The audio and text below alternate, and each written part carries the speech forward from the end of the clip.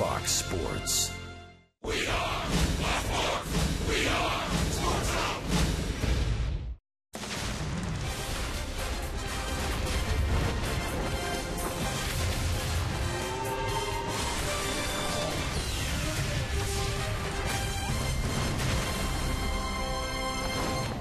We want to get back to where we can go to 5 World Series in 9 years, as it was done here throughout the 1990s. I look back 20 years in the past, and you've got the 1995 World Series. You've got John Hart's Indians against John Sherholz's Braves, and it was the first world championship ever brought to the city of Atlanta. And we still have one. My goal and my job and my vow is to increase that number. Thank you. It's a new month, it's a new day, and a new era in Atlanta Braves history. Today, John Coppolella was named the 12th general manager in the history of the Braves organization, and today agreed to terms on a 4-year contract to continue this retooling, this renovation, and hopefully rebirth of the Atlanta Braves baseball franchise. Hi again, friends, along with Tom Glavine and Joe Simpson. Chip Carey, welcome to the ballpark. A big day for John Coppolella and his family, a big day for the Braves franchise. Big news, but guys, not totally unexpected. No, I don't think so. I think everybody had a feeling that John Coppolella would be the next guy in line, and we all know him to be very bright. He graduated magna cum laude from Notre Dame. I don't even know what that means, but the fact that he is a sharp guy doesn't necessarily mean it translates to baseball, but this guy is a bright baseball mind, and he's worked his way up through the ranks, starting as an intern with a Class A ball club and working in the scouting departments and what have you. He knows all the rungs of the ladder, Tom, and I think he'll do a great job. No, he's been involved in the game in a number of different capacities, which is great. And hard to believe he's been in it for 9 years already. He's only 37 years old. So young guy with a lot of baseball knowledge, but like everybody says, smart guy, extremely hardworking. So it's an exciting opportunity for him. And you know what? Look, good for the Braves. Like I said, I don't think it was a big surprise here, but he's got 2 great guys that he's been learning from, and I'm sure he's going to apply a lot of that knowledge. That's one of the big secrets for the Braves' long run of success, continuity, and it has continued with John Coppolella, who will join us in the 3rd inning today to talk about his vision for the Braves ball club going forward in 2016. It's a misty, rainy night in Atlanta. We are going to have baseball. It's the Braves and the Nats. First pitch coming up.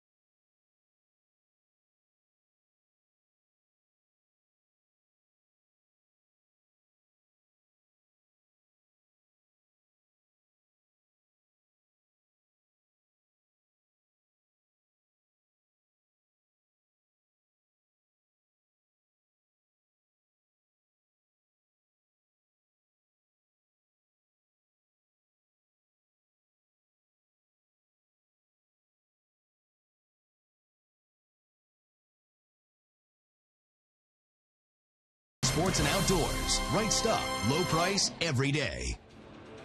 Welcome back to Turner Field, and sweeping possibilities this Thursday night as the Braves hope to send the Nats up to New York on our version of the L train, something they've been riding comfortably the past couple of nights. Hello again, everyone. I'm Andre Aldridge. The Braves looking to win a 6th consecutive game here at Turner Field, and that's something that hasn't happened here in over 2 years. Now, one of the reasons for the past success over the past 5 games has been the entire pitching staff, and I mean everybody is the focus of our Zaxby's indescribably good play. A sub-1 ERA for the staff, 0.80 to be exact, and an opponent's batting average that's below the Mendoza line. Of course, limiting runners in scoring position has also been a big part of the past week's overall pitching success. And obviously, Ryan Weber hopes to add to that tonight and sweep these Nationals out of town with the battery of Christian Bethancourt behind him. Bethancourt hoping to come back in the lineup, make a difference, and also lead the young man as he hopes to rebound from his last start in Miami on Friday.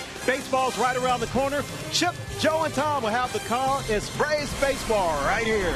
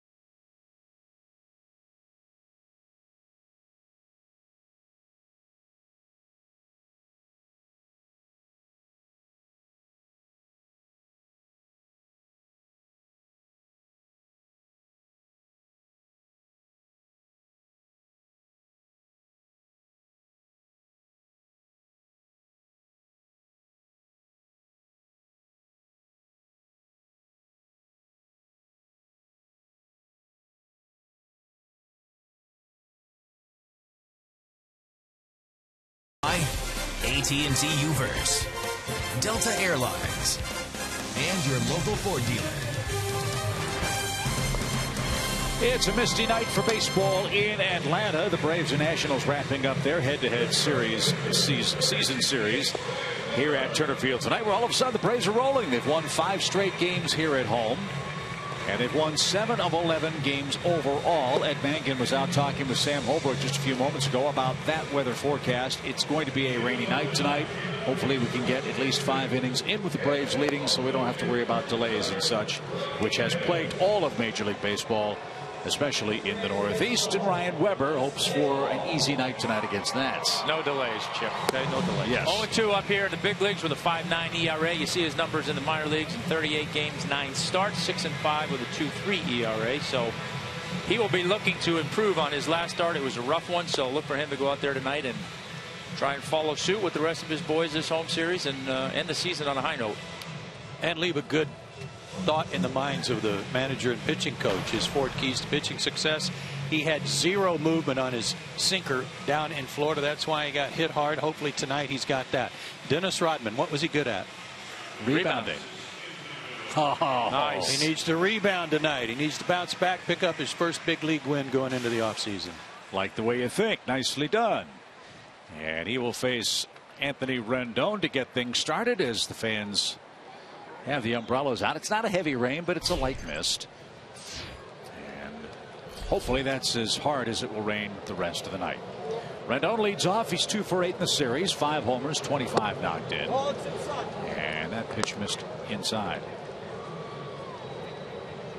Quick game last night. 2 hours and 12 minutes. Saw the Braves shut out the Nationals 2-0. Williams Perez was outstanding. His last start of the year earned him his 7th victory. The Braves beat Jordan Zimmerman. A roller, fair ball, and a long throw to first in time. Rendon a little slow getting out of the batter's box. And he's the first out of the ball game. Here's a look at Matt Williams' starting lineup for the 80 and 78 Washington Nationals. Trey Turner bats and plays second. Bryce Harper, the likely MVP in the league, will hit third. You see the others. And of course, Steven Strasburg will bat ninth on the Academy Sports starting lineup.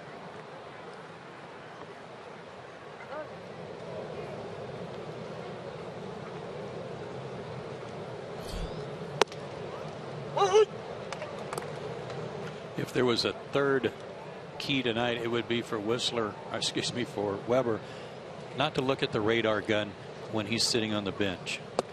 You know, between innings, when Strasburg goes out there. In other words, don't try to keep up, just do your thing. I said last night, I can't think of 2 right-handers with more contrasting styles pitching in this game than Ryan Weber for Atlanta and Steven Strasburg for the Nationals. As Turner lost the bat handle. It's about max velocity right there for Weber. 90 miles an hour on that pitch. And Turner missed it by plenty. 1 ball, 2 strikes. Well, if you can throw 90 and have that movement, that's plenty. Well, he's at a great spot too. Yeah. You throw it like that and throw it there, you can stand on the mound and tell them it's coming, and they're still not going to hit it.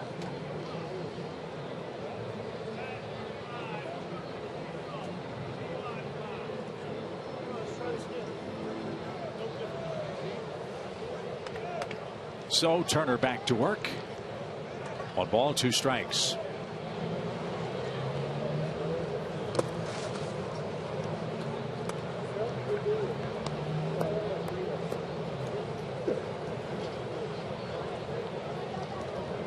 Ryan Weber, the 10th different starting pitcher to work for the Braves this year. Pitched out of the bullpen and started games at AA Mississippi and AAA Gwinnett. And he just struck out Turner. Perfectly placed pitch. His first strikeout of the night. 2 up and 2 down. A look at the Braves defensive lineup tonight, presented as always by CPI Security. Christian Bethancourt, thumb feeling better, so he gets a start in the finale against Washington. Freddie Freeman's probably not going to start a game the rest of the year. That news came out late last night. Nick Swisher's going to play at first base. Freddie can pinch hit maybe. Come in defensively, run the bases and such, but the wrist is still too problematic for him to take extended swings. So Freeman a spectator in the early innings again tonight. And fouled away by Bryce Harper. No balls and a strike. Yeah, I'm not sure much we'll see A.J. Pierzynski either. He might catch tomorrow against the Cardinals. But I think Bethancourt's going to get a little more playing time here these last 4 games now that his thumb's better.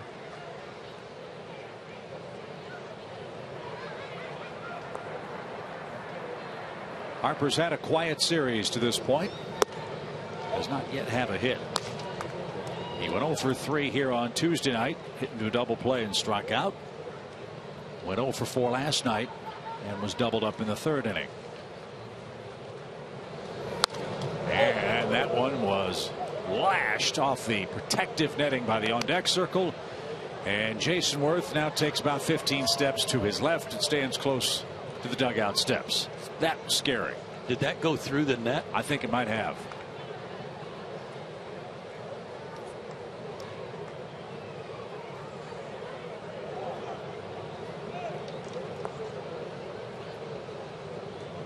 One ball, 2 strikes.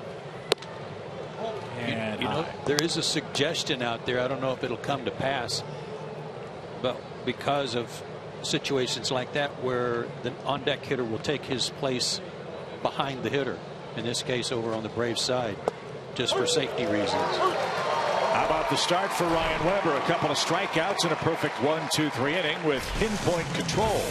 Nicely done. Steven Strasburg goes to work when we come back.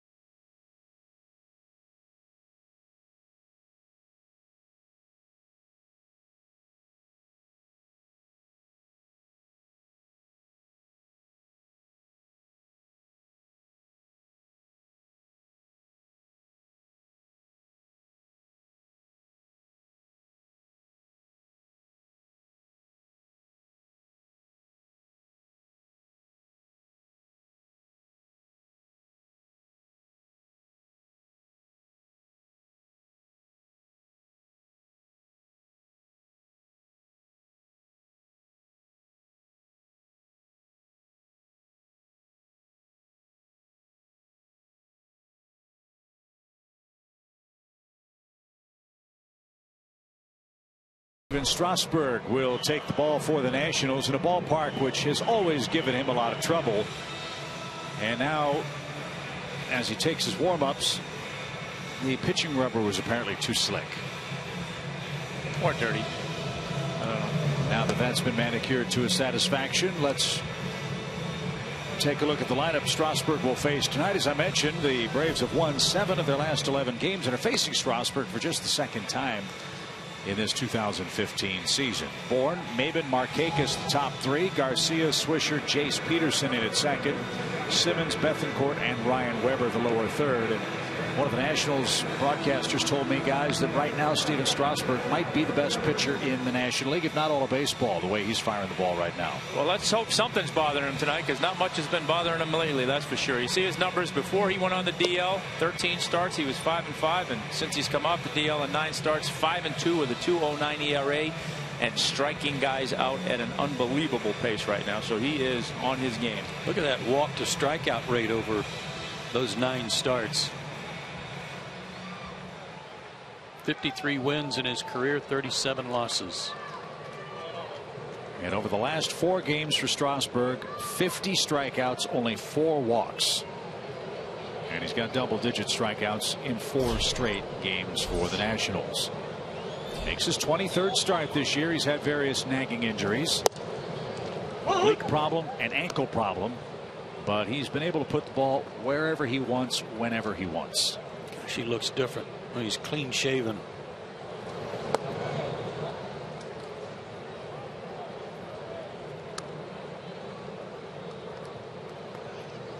He's 26 years old, but he looks about 20. Yeah. 1 ball, 1 strike. And Michael Bourne fouled that straight back to the screen. And the count to the Braves leadoff man is 1 ball, 2 strikes. Bourne's gotten hot. He's got a 9-game hitting streak working, 11 hits in that stretch.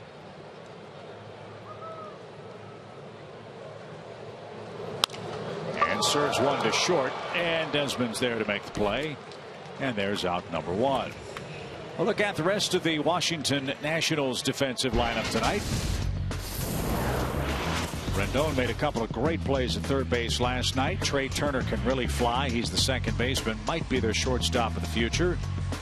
Clint Robinson in for Ryan Zimmerman, who's got a foot problem. Ramos has caught every game in the series behind the plate. Worth, Taylor, and Bryce Harper left to right in the outfield. Here's Cameron Maben, bases empty, 1 out for him, and ball 1 missed inside.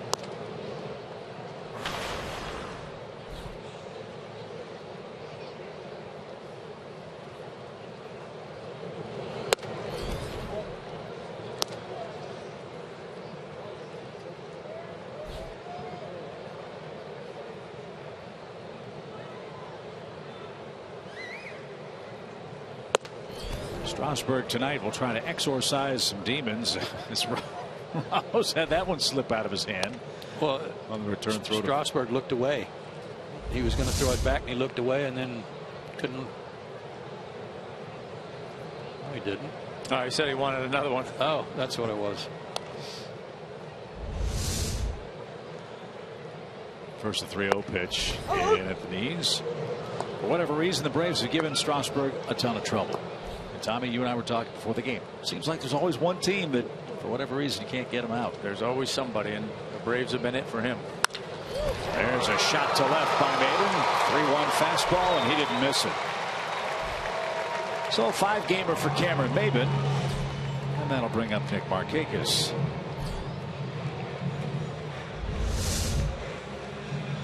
Cameron's been having to deal with that left shoulder soreness. A couple of days off. Looks like made him feel a little better.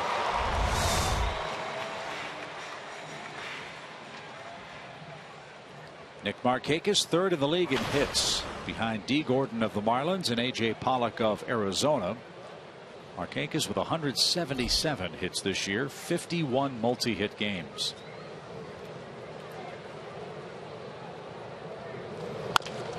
And a double play ball to Turner. The flip to Desmond low, and the return to first is in time, and that will retire the side. Nothing happening for Atlanta in the bottom of the first inning. We're scoreless.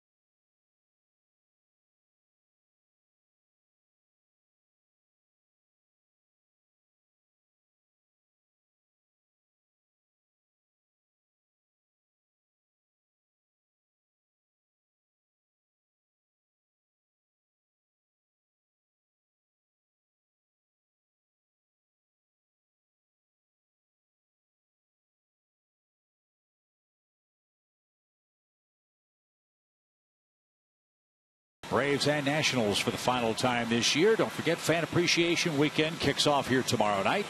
And all weekend long when the Cardinals are in town. That weekend series with St. Louis presented by Gas South. Mystery Gate giveaways for the first 10,000 fans through the doors each and every day. Go to Braves.com and get your seats today.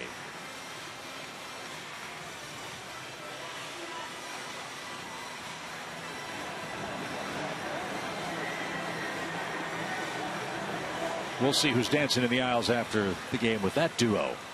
So far, so good for the Braves. They've won the first 2 games of the set, 2-1 and 2-0. And here in the second, Jason Worth will lead off. Clint Robinson and Ian Desmond are coming up as well.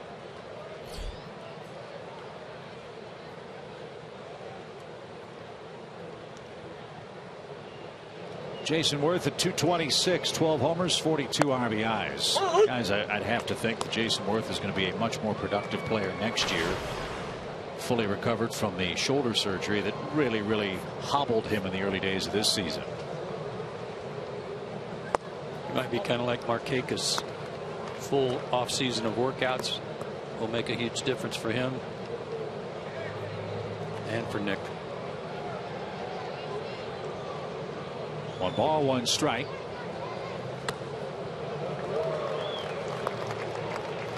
Breaking ball was missed badly by Worth. 1 ball, 2 strikes.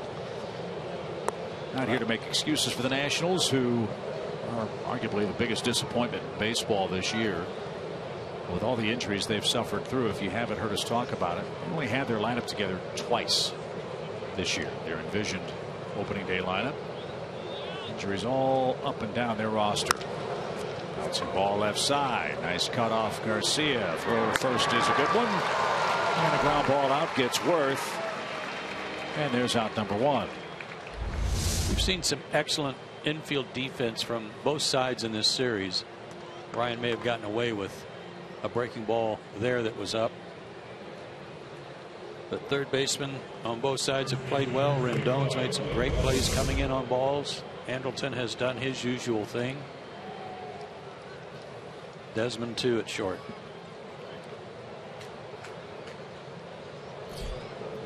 Clint Robinson is the batter. He's in for an injured Ryan Zimmerman. Robinson's gotten a lot of playing time as well this year. 8 homers, 32 knocked in. 3 hits in the series. His bid for a 4th here is fouled and out of play. Must be a rash of things with respect to the first baseman in the National League East. You already mentioned Freeman probably won't play. Ryan Howard is not going to play anymore for the Phillies. And it doesn't look like Ryan Zimmerman will for the Nationals. I think Justin Bour probably will down in Miami. 1-1 count. And a strike. Lucas Duda had some problems too. Yeah. In the last couple of weeks with bad back.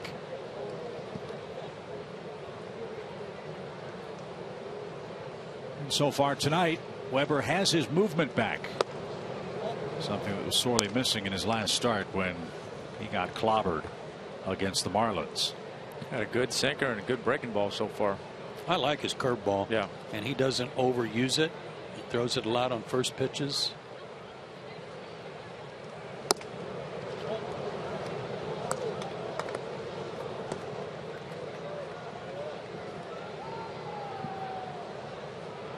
And a full count now for Robinson.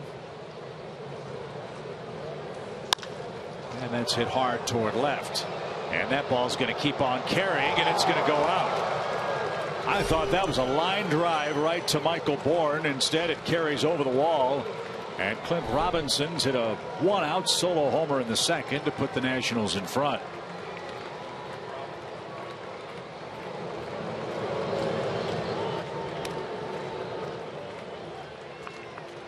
That was kind of Rizzo-like of the Cubs. Driving that ball the other way like that. Sinker that had a little bit more east to west movement than that downward action.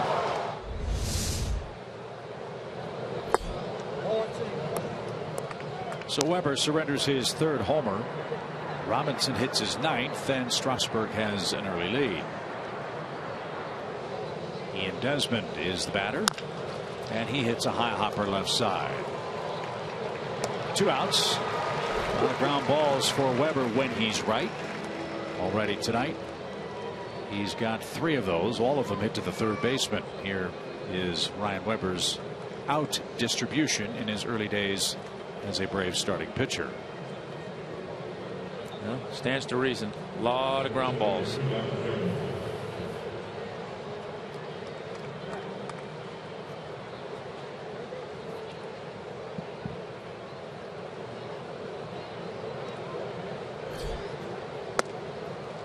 He had one of Michael Taylor. Beg your pardon. Sorry, Chip. He had a real low walk to innings pitch ratio in the minor leagues. 10 and 99 innings, 10 and 100 innings roughly. And he's walked a few more guys up here. 6 walks in 21 innings. Quite a few more up here by comparison. I don't think that's altogether surprising, Tommy. No. For a guy that's mostly a control finesse guy. No, I think it is probably a couple things. Probably at times trying to be a little bit too fine and missing, and at times maybe not getting guys to chase pitches that they chased in the minor leagues. Right. So you're not getting some of those easier strikes. But you know, that's kind of what I talk about when you talk about guys coming here and you tell them, hey, just keep doing what you're doing in the minor leagues to get here. That's easier said than done. You know, your natural tendency is, man, I got to be really sharp and I got to really locate, and you try to be a little bit too fine instead of just attacking the zone. Plus, every night you're out there, there's 8 guys coming up. You're going, Oh, I watched this guy play before. Oh, I've seen where this guy can hit him. Oh, yeah. That's not the case in the minor leagues. You've not heard of half of them. Well, he attacked Michael Taylor very effectively. 3 groundouts to third, 3 strikeouts for Ryan Weber, but a home run as well. 1-0 Washington.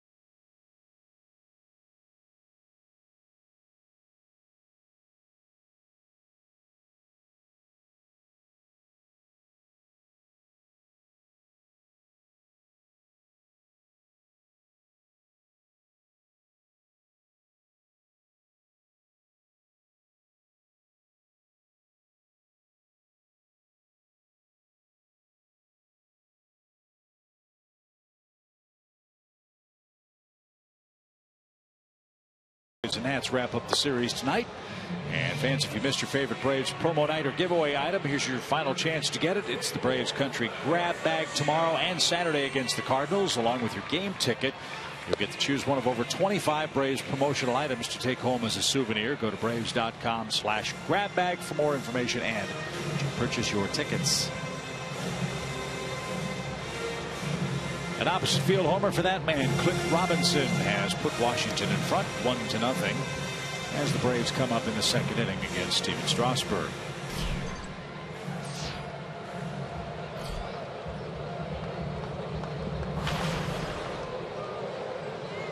Garcia with 8 homers, 23 knocked in. And he didn't get the heat. Strike 1.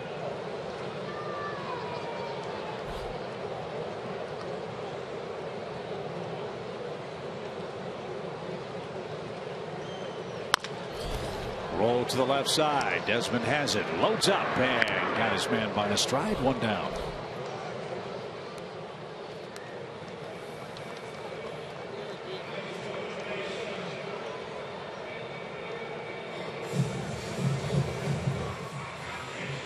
More good numbers from Strasburg. Last 4 starts, 2-1 with a 1.4 ERA. And again, look at those walks to strikeouts. That's pretty elite company there.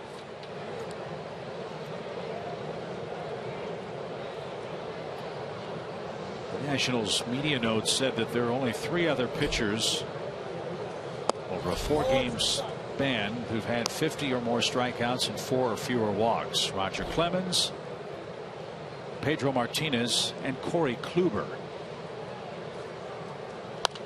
Pop fly foul. Randy Johnson did it 6 times in a row. That was back in 2002. I think it took me 6 games to get 10 strikeouts. 1-1 pitch.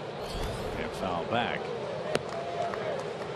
So are you and other baseball fans buying in? Is this the Steven Strasburg that the Nationals have been waiting for so long? And has he done it for an extended enough period of time to buy in that he can be this good next year? Hey, the talent is there, you know, but he's got to do it for a full season. He did in 2012. But you know, if you want to be that guy, it can't be 5 or 6 or 8 starts here and then nothing for a while. It's got to be all year. I don't know, you know, there's been all kinds of talk about him being hurt, him being this, him being that, whatever, but you know, clearly something has clicked since he came off the DL. I don't know if it's just purely health or what. Swing and miss. He got Swisher. 4 out number 2. Well, he's only made 30 or more starts twice in his big league career. Of course, he was infamously shut down a couple of years ago for the Nationals. 2013, 30 starts, 8 wins, 9 losses. Last year, 34 starts, 14 wins, 11 losses. This year, only 23 starts because, again, he's been on the DL a couple of times.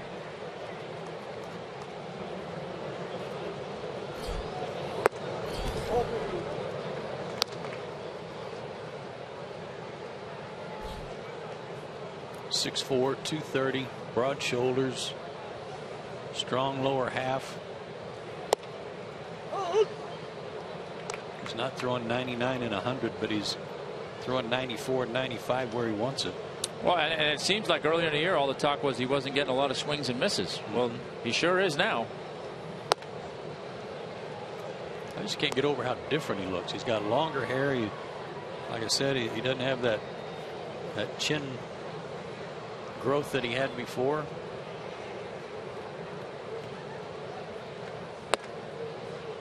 It's like a different guy.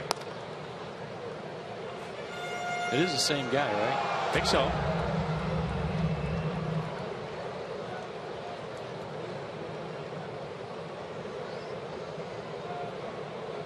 Three balls, 1 strike.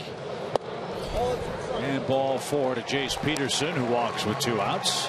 So that's news. Strasburg doesn't walk many, but issues a 2-out walk to the Braves hitter who struck out more than anybody else. Go figure. And here's Anderson Simmons, tonight's Georgia lottery hitting the jackpot subject. 17 out of 21 games. He's got a 7-game hitting streak working within that. His average is up to 263.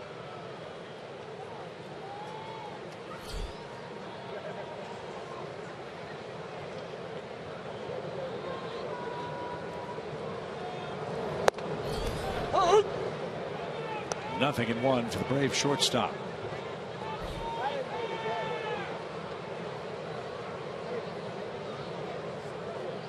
He'd like to finish his head-to-head season series with the Nationals in good fashion. Anderson with 10 hits and 64 tries against Washington this year.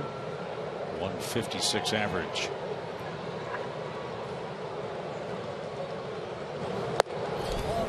And it's up and away. 1 ball, 1 strike.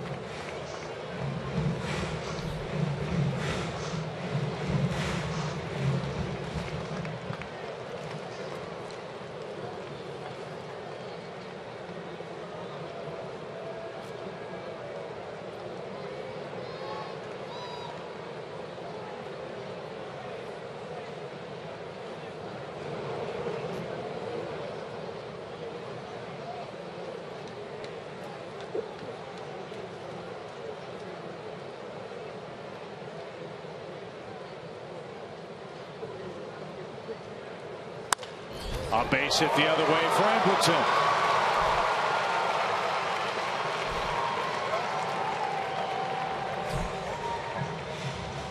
Second hit of the game for the Braves. They have a 2-out threat. That was a good piece of hitting there, Joe. Loved it, Tommy, and I love the way Anderson's behind in the count. He's been taking a little off his swing and trying to do more of this, and it's paid off for him.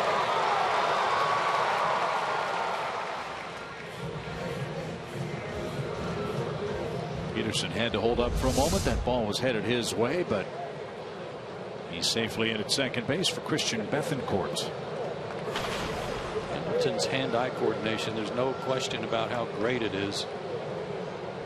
Just a matter of what he wants to accomplish at the plate.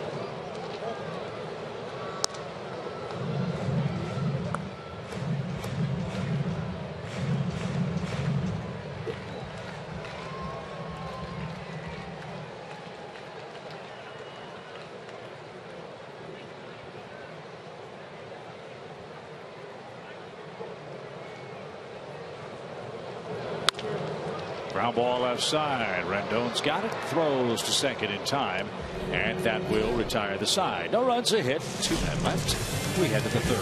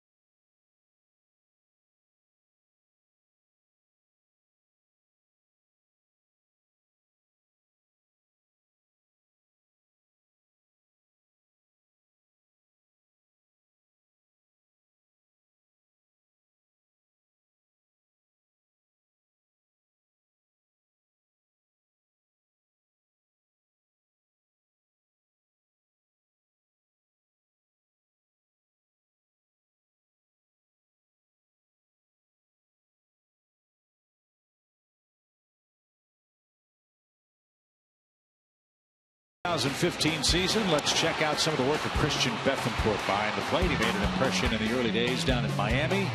Jace Peterson at second base made several diving, tumbling, acrobatic catches. And over at third base too, Adonis Garcia. That play Garcia made off Jason Worth up in Washington was spectacular.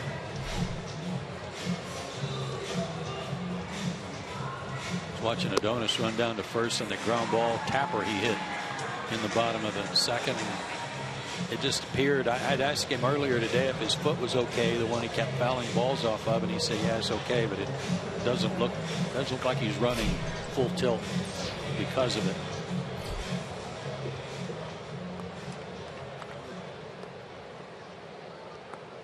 Well, he's back in there tonight, and Wilson Ramos will go to work for Washington here in the third. Ramos, Strasburg, and Rendon.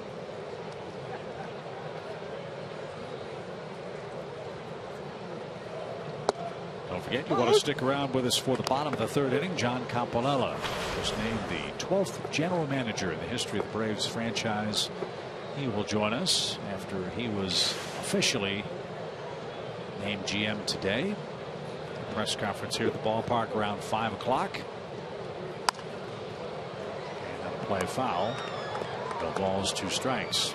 It's kind of funny during the press conference. John Schuerholz, when being asked questions from the media, I think it was Mark Bowman of MLB.com, said, well, John, I wanted to ask you about this.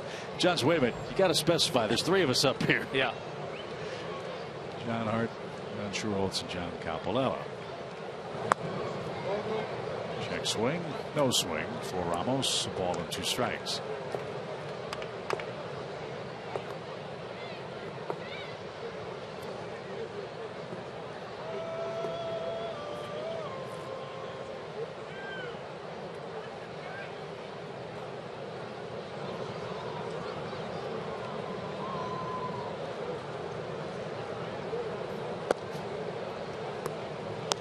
It's outside, 2-2. Ramos, not born and bred a Washington National. He was originally a Minnesota Twin. The Nationals traded Matt Capps and Cash to Minnesota in 2010. Great pick, long throw, and the scoop at first. There's some more of that great defense. Andrelton Simmons takes care of Ramos for the first out. What made it even more special was the fact that he's sliding on wet grass, so it takes you a while to get to your feet. A little bit of a slip and slide out there tonight. Yeah, and then you got a wet hand where you got to grip the baseball. And nice play by Swisher on the other end. Another ground ball out for Ryan Weber, and here is Strasburg. Strasburg, 5 hits in 36 at bats this year.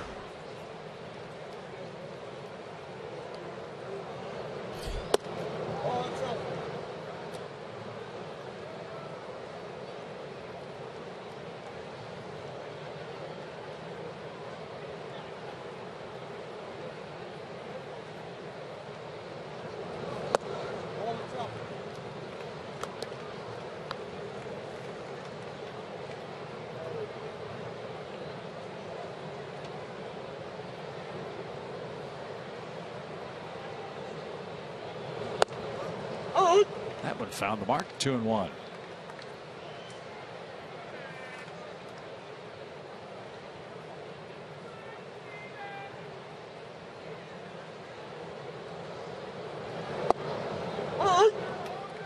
If he can just sit right there, like you said, Tommy, he's going to win a lot of baseball games. Yep.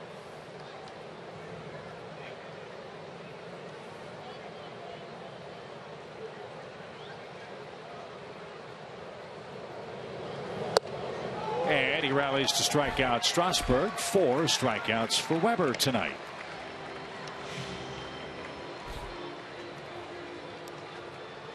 He had 9 strikeouts in his first 4 big league starts combined.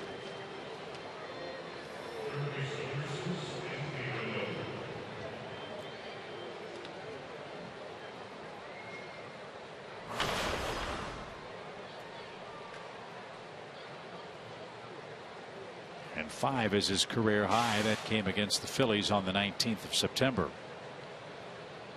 Here's Rendon.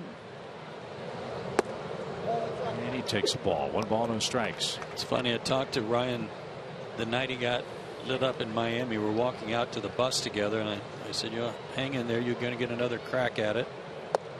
And he said what was really difficult was that I had good stuff in the bullpen, and the ball was moving, felt good, and I got out there and everything was straight and down the middle.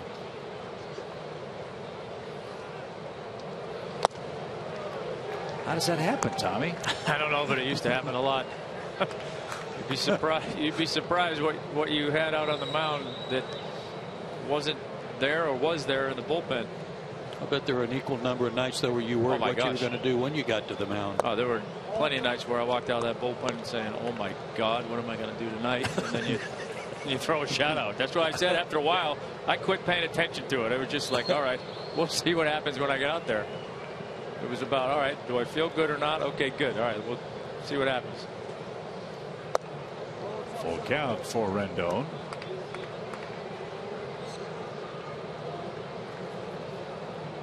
Might have been their most indispensable player who had been lost to injury this year. Rendon,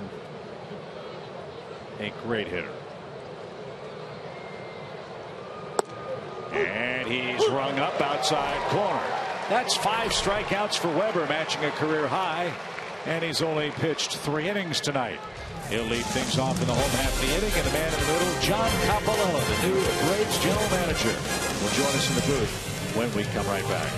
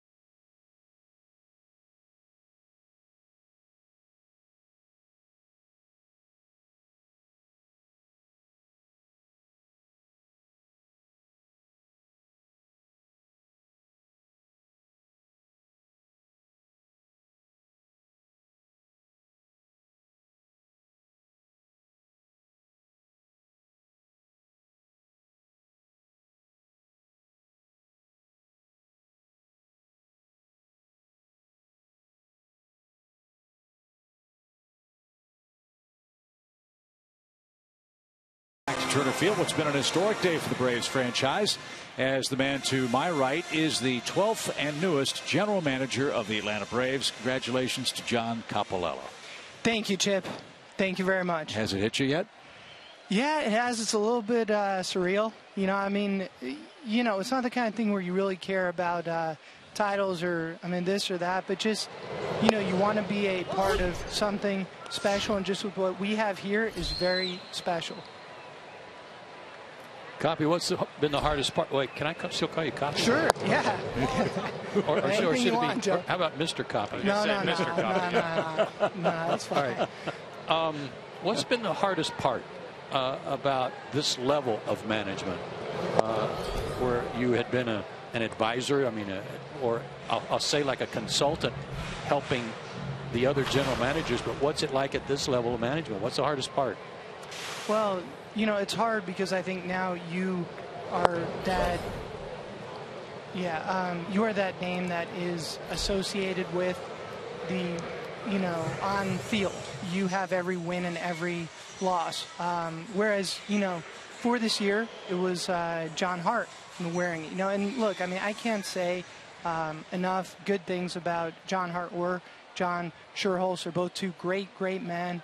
And just what John Hart went through with this year. It's a 90-plus loss team. It's a really tough year. It is a year that we have vowed will not happen again.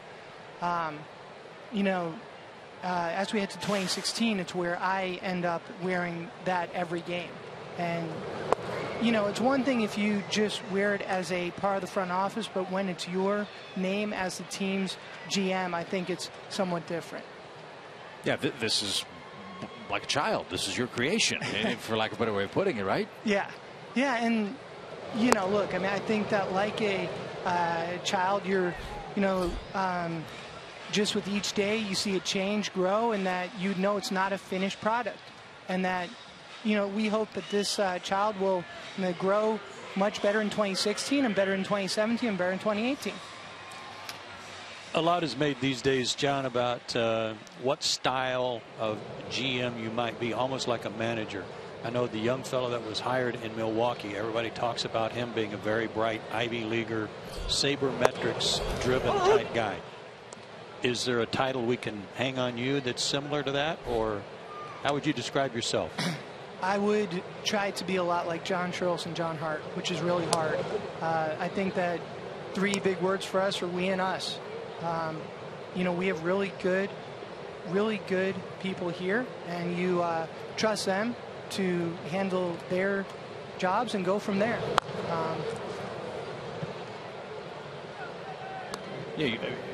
That seems to be a sound strategy. Who better to learn from than arguably the greatest general manager in the history of the game, and John Schuerholz, and John Hart, who's built several franchises, the Indians, the Texas Rangers, and has helped you here with the Braves. Absolutely. I feel very fortunate just to have that opportunity to where I could learn from them both. I mean, and they're so, they're both very smart. They've both done great work on field, but they're great people off the field too. I mean, these are just, they've got great families and great lives, and they've been really, really, really good to me. So I feel very fortunate, very blessed. It has to make you feel good to think about the things that they said about you during the press conference. Talked about your work ethic, your smarts, your education, your passion for the game as well. I can't think of a better compliment for someone getting a job like yours than those kind of words. Yeah, I'd say that's the part that's probably the most surreal. And just because you think so highly of them both, they have done, they have both done such great things in this game. Just to hear those, great words from those two that I think so highly of, means the world to me. 3 balls, 2 strikes for Cameron Maybin. We've had a quick inning.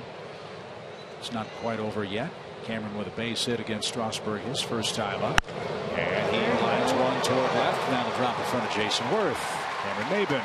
It's been quite a find for the Braves, and that leads me to a point we were asking and wondering your vision for the ball club for the future.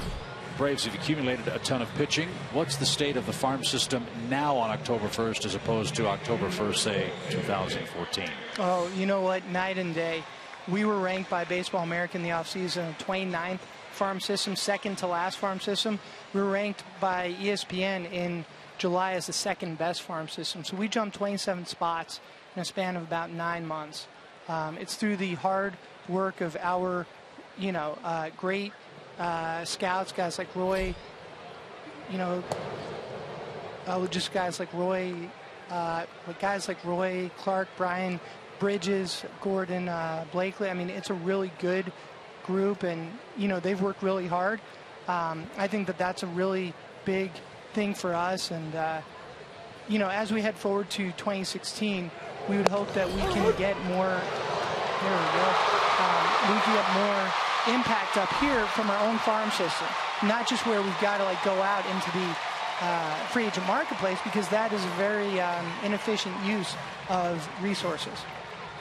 Stolen base and a throwing error from Ramos. Wet baseball. It looked like that thing took a big right turn from his perspective as it made its way to center field, and the tying run 90 feet away. John Coppy shows up, we score a run, so we're going to keep it here as long as it takes. I'm in.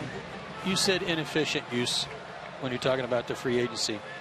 But it's got to be the quicker fix in some ways, isn't it? I mean, if you're thinking about, that isn't always the very best fix. It may not be the best long-term fix, but when you're talking about improving for 2016 and vowing not to have 2015 happen again, there aren't, at least from where we sit up here, that many, I'll say, position players that are ready to step up here and help out.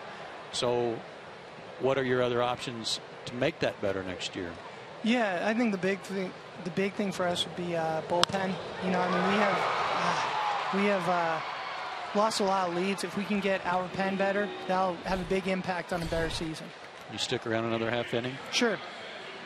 He never gives up runs when we pitch. He didn't get us a run offensively. We'll see what happens when we come back for inning number 4.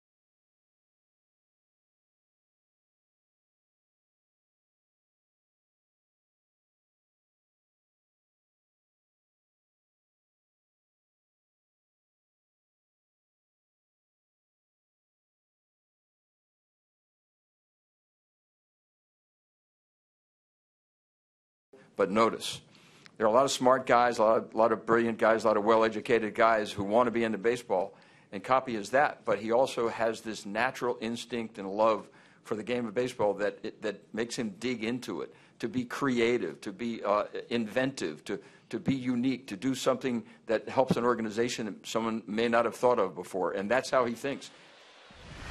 That, of course, Braves president John Schuerholz talking about the man to my right, John Coppolella, named the Braves general manager, 12th general manager in the history of the Braves franchise, and only the 4th general manager since 1991. We were talking about that copy at the start of the broadcast tonight. It really is remarkable, the continuity of this Braves franchise, and you've seen that firsthand. You've been here almost a decade now in a variety of roles, and now you're in charge of the baseball operation underneath John Hart. Yeah, and you know, I think that's a great thought there. You know, I mean, just what John Schuerholz, you know, when you first took over 25 years ago, you went on a run of 14 straight NL East titles. Actually, I think for the first 4 or 5 may have been NL West, and then they had to switch NL East. But, you know, just with what he built here was something very special. I think that, you know, once he left our GM chair, you know, there were some things that did change, and there was less of a focus on young players, more of a focus on the here and now. And I think what we've really tried to do this year is really get back to young impact players. John, one of the things that kind of stuck out as I was listening to that soundbite from John Schuerholz was talking about your enthusiasm for the game. But this job is not seasonal. It's not spring training to October 1. It's year-round, 24/7. It's going to require a ton of energy, too. And yeah. I know you have the energy. Oh, I've got it. I know you're ready. You know what? We had signed AJ Przinsky Christmas Eve day. We'd signed Jason Grilli December 23rd. I mean, we made the deal for Manny Manuel's New Year's Day. There isn't ever really one day that goes by I'm not on the phone with John Hart. And it's probably I'd say 5 or 6 days a week I'm on the phone with John Sherholz. You know what I mean? They're just, you know what I mean? It's part friendship. It's part just, you know, you try and find a way each day to how can we get better? How can we get this club to the playoffs, to the World Series, to where we want to be every day? And it's not an easy road. There isn't a quick fix, but we will get better every year, and we have a very bright future here. So the question I have, and I'm sure fans who follow the club will have as well, you have John Sherholz, you have John Hart, now you have John Coppolella taking over this job. How do you put your own stamp on this job, number one? And number two, how much autonomy in this job will you have as far as making decisions that you feel are in the best interests of the ball club? Yeah, I'm not really worried about my own stamp on the club. I mean, it's we and us. It's a team. I don't think anything will end up, you know, where it's a big change. At the end of the day, the final calls rest with John Hart, and he's, I mean, great. He's been through this. He's won everywhere. Very, very smart. You know, look, I just want to be a part of something special. So, and you know, I'm very fortunate to have that opportunity here. By the way, this young man that we knew almost nothing about has done a heck of a job, Ryan Weber. He's been great. He's been great. That's his 6th strikeout. Bryce Harper still hitless in this series.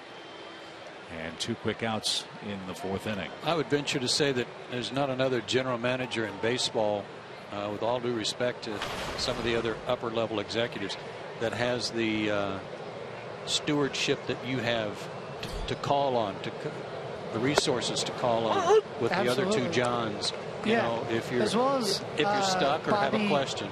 Yeah, as well as Bobby Cox. You know, he was a former GM too, and you know, he's a big part of that. Sunshine Boys, you know, and it's a great group. I'm very fortunate just to have that, and to where I can call and get help and guidance and all that. So good for you. That hasn't always been the case since John Sherholz stepped down. No. That hasn't always been the case that somebody would actually ask somebody else's opinion. So good for you. So now that you're the guy, you're the GM, can you give yourself a night off Saturday to go to the game, or what are you going to do then? Saturday, I'm going to be here. It's a huge, huge game, Tom. I mean, as you know, number 6 at number 12. It'll be a great game. You know, they're on at 8. We're on at 7. I hope that we have a real quick 8 and 1/2 inning game where, you know, we're out here in 2:02. I mean, we were out here last night about 2:12. That was great. That was nice. Yeah, and then, you know, I could probably get home and watch the second half of the game. It'd be great. And for those who don't know John's history, he is a proud alumnus of Notre Dame, magna cum laude, right? Yeah. I don't know what that means, like Joe said. That sounds pretty good. It means really good. And grades. They're playing, and he's rooting for Notre Dame, even though Clemson is a big part of Braves country. So no, it's a great. Don't take it personally, all of our fans. Clemson's great. Death Valley. I mean, that's going to be a great matchup. So it'll be fun. Clint Robinson's the only man to touch the plate so far. He had a home run the other way in the 2nd inning. 1-0 Washington the lead. So it seems like a foregone conclusion now, obviously, like we talked about earlier on, that you were going to get this job. But realistically, it's, you know, we got 3 days left in the season. Your name was attached to a lot of openings out there. Was there any nerves that, well, wait a minute, what is going to go on here? Are they going to really let me do this thing or what? Yeah, I think that there was a spot, and I don't want to get too far into it, but there were a few teams that had called, and you know, it was something where I always wanted to, just to be here. I mean, just with what we had first started last year at this time with John Hart, I mean, I feel like we're on the right track. I feel like we will end up getting back to being a team that can, each year when you go in spring training, you feel like you have a chance to end up in the World Series. I think we're on the right track. It's a great team here. Just on the field, off the field, front office, scouting, all of it. I did not want to leave. At the same time, it's something that could obviously change your life. And I was just glad that I could stay and help see this through. Some great people here. Well, Copy, we're thrilled for you. Thank you, guys. Congratulations, Mr. Coppolella. John Coppolella, the new general manager. Thank you, guys. Joe, Tom. 2016 is starting now.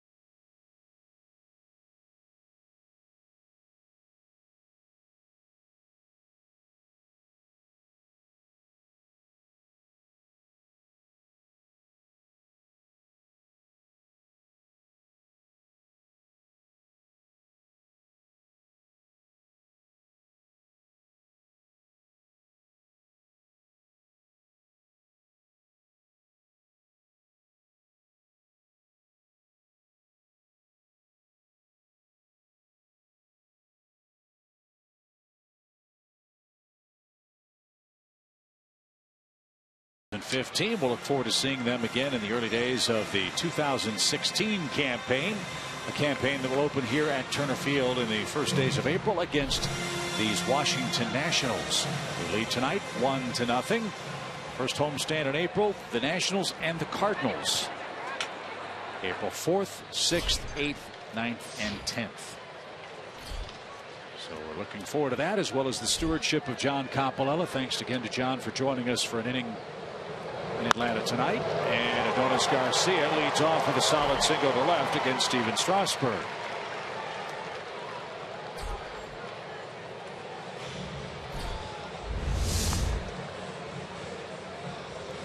Breaking ball that he could reach. Not an awful pitch. How ironic is that we end the homestand this year with Washington and St. Louis and start next year with Washington and St. Louis? I don't like the fact that you see teams out of your division in the first week of the season. It bothers me, as well as who we're going to play the final series against, or final series in this ballpark. 6 of the first 9 games next year are against Washington. 6 of 9. I don't like that either.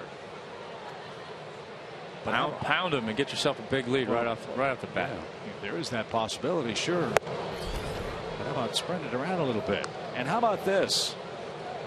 The final 3 games of regular season play at Turner Field will be against one of the great rivalries in professional sports.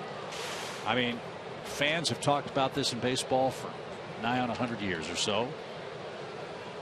Of course, the pitch to Nick Swisher. That sounded like a tease. I mean, yeah. You want to get me riled up, get me talking about this. A, you could be in a pennant race. You have to play an interleague game, and it's against your arch rivals, the Detroit Tigers. The final 3 games in Atlanta. That makes no sense. No. I was going to say I was waiting with bated breath, but that would be Baker.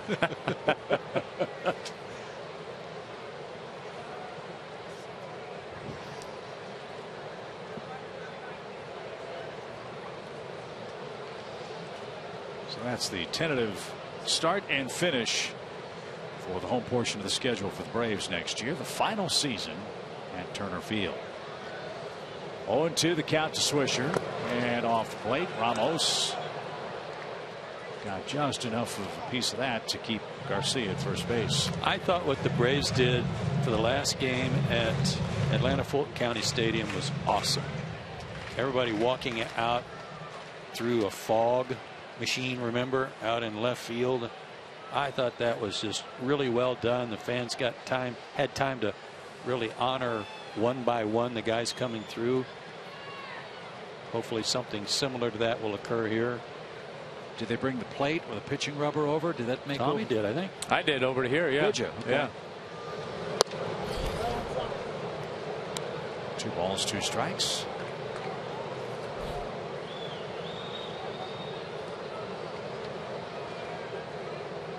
So I would guess the same thing could happen in the last game after the Braves finish off the Tigers. The plate or the rubber could make its way to SunTrust Park, which is, we understand, on schedule, maybe slightly ahead of schedule for opening day in 17. Bouncing ball to Robinson. He's going to throw to second. Close play there. Close play at first. Washington got the leading runner for out number 1. Freddie wants to take a look at this at second. I'm surprised he went to second. Me too. I thought he was more safe there than he was at first.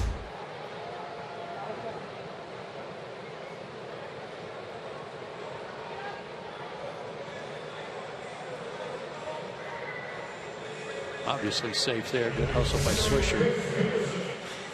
And no challenge. Let's check out this angle from our high third camera. Oh, Adonis looked over his shoulder. That slowed him down a half step. He was watching to see what Robinson was going to do.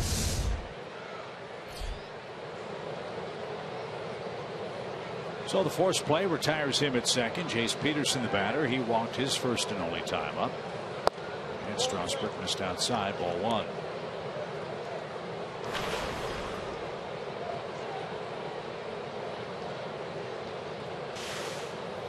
Biggest series of the night is getting started tonight in Texas for the American League. The Angels and Rangers have a 4-game shootout for the American League West starting tonight.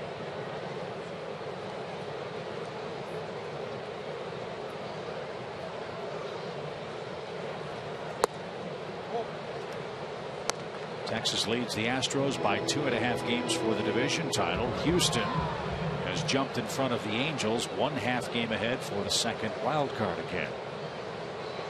What a great wild card race they have over the American League this year. Houston's off tonight, but they go to Arizona and play 3 games. Speaking of natural rivalries, right? Well, you have an interleague game every day with 15 teams in each league. And that's one of the unfortunate things. The Houston team doesn't have a chance to play within its division or against a potential wild card opponent. They play a National League team. And it's on the road where Houston has struggled mightily. First road record in the American League this year. At the knees, 2-2 for Peterson. well, with respect to that, the Mets got beat again today by the Phillies. And as Laser Baker was looking up, our magic number over the last 5 days has been reduced by 5 games. Yeah, we're down to 30 games on the magic number if we just had a little more time. Right. Closing the gap. The only thing that can slow it down is the end of the season, unfortunately. Yes. And whose idea was that? To second. Turner. Tag. Throw. Safe. Turner thought about the flip to Desmond. Then he applied the tag. Then it looked like he had a little trouble getting the ball out of his glove. Let's see.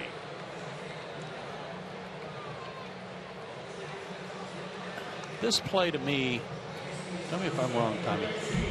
It works about 1 out of every 5 times because the second baseman's got to do so much and throw off balance to get the guy. The timing's got to be perfect. Yeah, I think clearly in that case he'd have been better served and quicker to turn the double play the conventional way.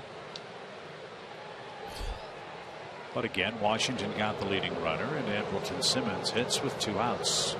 We're in the Braves' 4th. Steven Strasburg leads 1-0.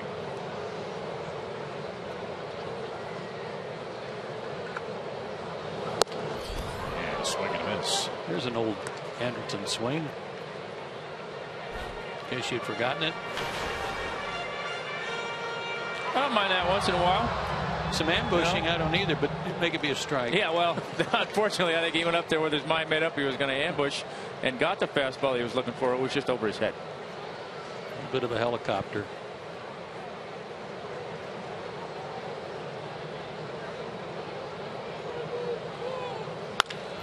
Line drive towards center. Taylor was frozen for a moment, but he recovers. And that will retire the side. Braves strand a man in the fourth and trail 1-0.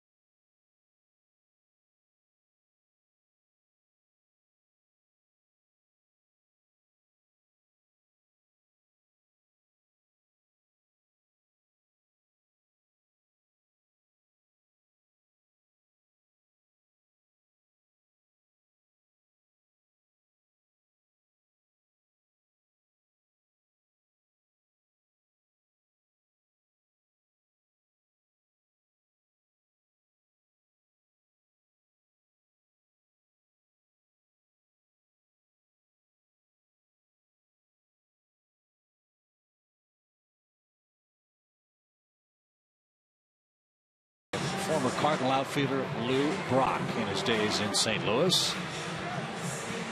Braves are happy that Nick Markakis is modeling that uniform. He has 177 hits this year. Tonight's AT&T Universe trivia question: name the last Brave to finish the season with more than 190 hits. Didn't we just have this question? I think we did. We better get it right then. Yeah, I doubt it. I think they back them up like that just to see if we've learned anything. Well, they don't need to do that to know that answer that question. No, we don't. Ian Desmond, the hitter, takes outside. 2 balls, no strikes. Marquise Grissom had a 200 hit season. It seems like that wasn't the answer. It wasn't. Base hit by Desmond on a 2-0 count. Third of the game for Washington, and that's how the 5th inning starts tonight. 2 singles and a homer allowed by Ryan Weber, who's pitched great. He struck out 7 men. Like an off-speed pitch, breaking ball hung up inside.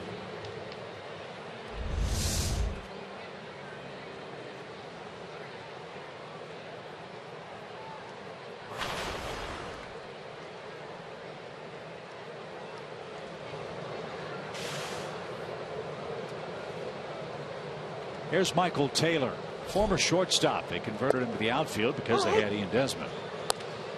And now that Denard Span is done for the year, he's had hip surgery. He's also a free agent. One would think that Taylor's going to have the inside track to be the everyday center fielder for Washington next year and beyond. What if they moved him to short? Ground ball to Simmons. There's one. Bare hand play, and Peterson nearly got a fast runner with a gorgeous turn.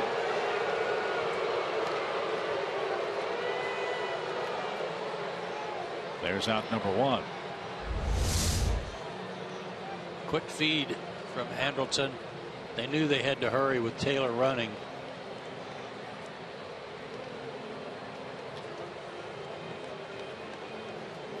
Nope. Foot was down. Good call. Well, they got a couple of options. I mean, they have Danny Espinosa. They have Yunel Escobar. They've got Trey Turner, who's a shortstop by trade. You've got Rendon. Forgot about Yunel. And now you've got Taylor in the outfield. Question is that man going to be their manager? Yeah. Will he be the one putting those players in the right position? Nobody knows the answer to that question yet. Is very close play at first. Swisher thought they had Taylor picked off. What about Mike Rizzo? Is his job safe, the GM? They did have. Yeah, I think the Braves are going to take a look at this. Swisher kept chirping, and Freddie Gonzalez said, "We want a review of this." I think the Braves did pick Taylor off.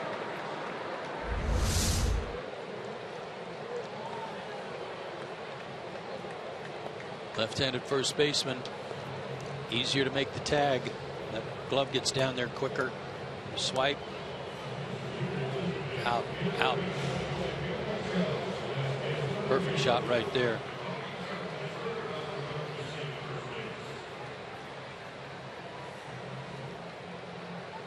Yeah, Joe, you bring up an excellent point. Mike Rizzo's the architect of the Nationals ball club, and they've got 2 division titles under his tenure, but a disappointing outcome in the playoffs. They didn't make a couple of times.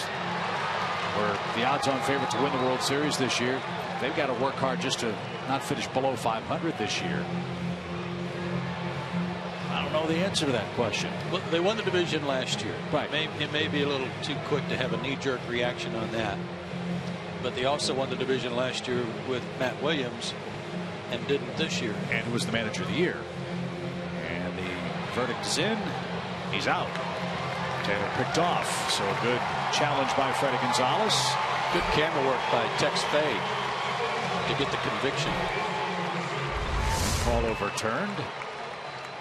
Right there. And here's Ramos. If you haven't had a chance to read the Washington Post, Barry Svrluga, I think is how you pronounce Barry's last name. Like Baby Beluga? Yeah. Okay. Svrluga wrote a 3-part series on the national season, and he gathered quotes and anecdotes that were going to be published whenever their fate was decided. And it really is an insightful look into what has happened to the Nationals ball club this year. Injuries played a big part. There are plenty of stories of clubhouse dysfunction, a perceived lack of communication between the players and Matt Williams. Jason Worth, most notably, with the money quote in that regard in the last 4 to 6 weeks. Matt Williams was asked about that here in Atlanta and said, well, look, any conversation that needs to be had about that wouldn't be done in this forum. It would take far too long to answer. But when the season's over and the time comes, the full story will be told. And Matt Williams, to his credit, has not done much commenting publicly on the perceived chemistry problems, communication problems, bullpen handling problems, player performance problems that have plagued the Nationals this entire season. Well, everybody made a big deal about the fact that the only real move they made fighting the Mets and trying to win the division was getting a guy that they already had a solid closer in that position. They go out and get Papelbon and disrupt their whole bullpen. So that was a move that really had a huge upheaval with their ball club, and yet they didn't really do anything else to improve their team, and were in a position to do so. And so, to answer your question, and I'm a big Mike Rizzo fan. I've known him a long time. Now, Williams didn't make that trade. And if you go get a guy, and if your general manager gives you that player, you got to use him, right? Yeah, absolutely you have to. So, yeah, I don't know how you pin that particular issue on Matt Williams. Now, fans in Washington have questioned his bullpen usage and who's pitched and when. But the reasoning behind the acquisition of Papelbon, as I read it, was they were nervous about Drew Storen, who had a couple of big-time playoff meltdowns in huge playoff games. Papelbon was almost perfect in postseason play. No, I don't think there's any question that Storen's past problem in the postseason was hanging over some heads in that decision. I don't think there's any question about that. As far as Matt Williams goes and bullpen and this and that, you can go 161-1, and if you use your bullpen the wrong way in that one loss, people are going to question you and have bad things to say. So that's not an issue for me. I think in all of that, you can make an argument for that Mike Rizzo has done a really good job putting this team together. There's a lot of talent on that team. Injuries, you can never account for that. Like you said, Matt Williams led him to a division title last year. He didn't get dumber over the winter.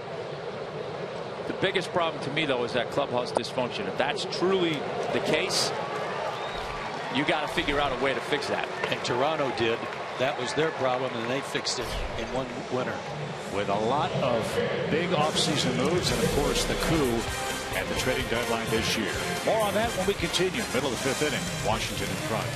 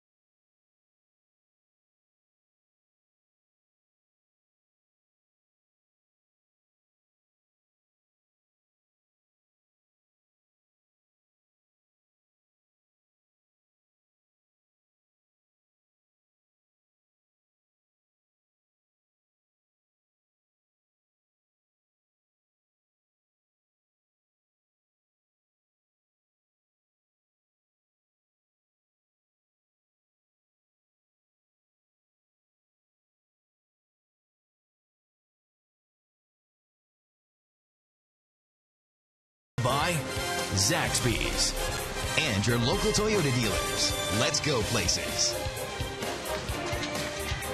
Welcome back to Turner Field. We head to the bottom of the 5th inning. The Braves trailing by 1. Christian Bethancourt leading off the inning, and really looking forward to getting a little bit of action over these final 4 games of the season. And Bethancourt told me that, look, I'm pretty close to 100%, so that's number 1. And number 2 is just the fact that I've been antsy to get into some action. I asked him about this entire season for him, and if he was disappointed in how things worked out. He said, obviously, I would have loved for things to have gone better for me. But he added, I can't play up to people's expectations for myself. He says that I'm a young player. I know I'm going to make mistakes. I know I'm going to make errors. I can't put extra pressure on myself. I feel like I can improve and I can be what everybody thinks I'm going to be. But he's going to have to put a little bit more work into it, guys. Absolutely he is, Andre. I feel like this is a personal opinion here. Unrequested, by the way. But that Christian was a product of, I'll say, some overhype by the previous regime that was running the ball club. I'll say they over-evaluated his abilities to the extent that he kept getting promoted and hadn't really worked up to those levels yet, hadn't played to those levels yet, and got to the big leagues. And I'm saying this in defense of Christian, that he thought he was better than he was, and as a result thought maybe when he got here he had it made. I guess the word entitled comes into play a little bit, but he was told for years that he was the best prospect in this organization, and it was just only a matter of time before he got here and was a star. 2 balls and a strike from Strasburg to Bethancourt. Go back to spring training. He won the job, and he was going to be the #1 catcher for the ball club. A.J. Brzezinski was brought here to back him up, to mentor him, teach him the ropes of being an everyday catcher. I think the most disappointing thing for Bethancourt was a young man who was touted to be such a great defensive receiver. We saw very little evidence of that from time to time. A lot of pass balls, catcher's interference, framing issues, communication issues with the pitching staff.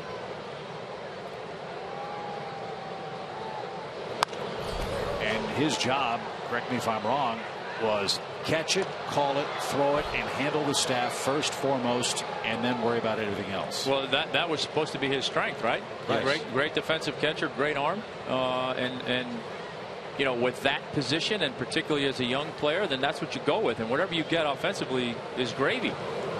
But I think where, you know, to me, it seems like there's a little bit of an undercurrent with Christian in terms of his desire to get better and get back to being that defensive catcher that everybody thinks he is, and it's less about what his talent is and how much is he willing to get the most out of his talent, if that makes sense. It does. He's struggling right now with that left thumb on these swings too. That's why Lovey was over there by Freddie, probably talking about it. He has, just like we were talking about John Coppolella having the resources of a John Hart and a John Schuerholz to call on when he needs it. This guy has the resources also of an Eddie Perez, one of the best defensive catchers I've ever seen. Freddie Gonzalez, a catcher himself. Brian Snitker, who was a catcher and has been in this organization for over 40 years.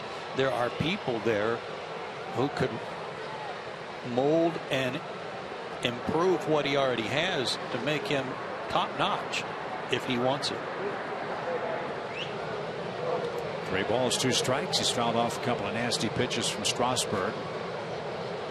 Pitch number 10 coming up. And he fouled that one off.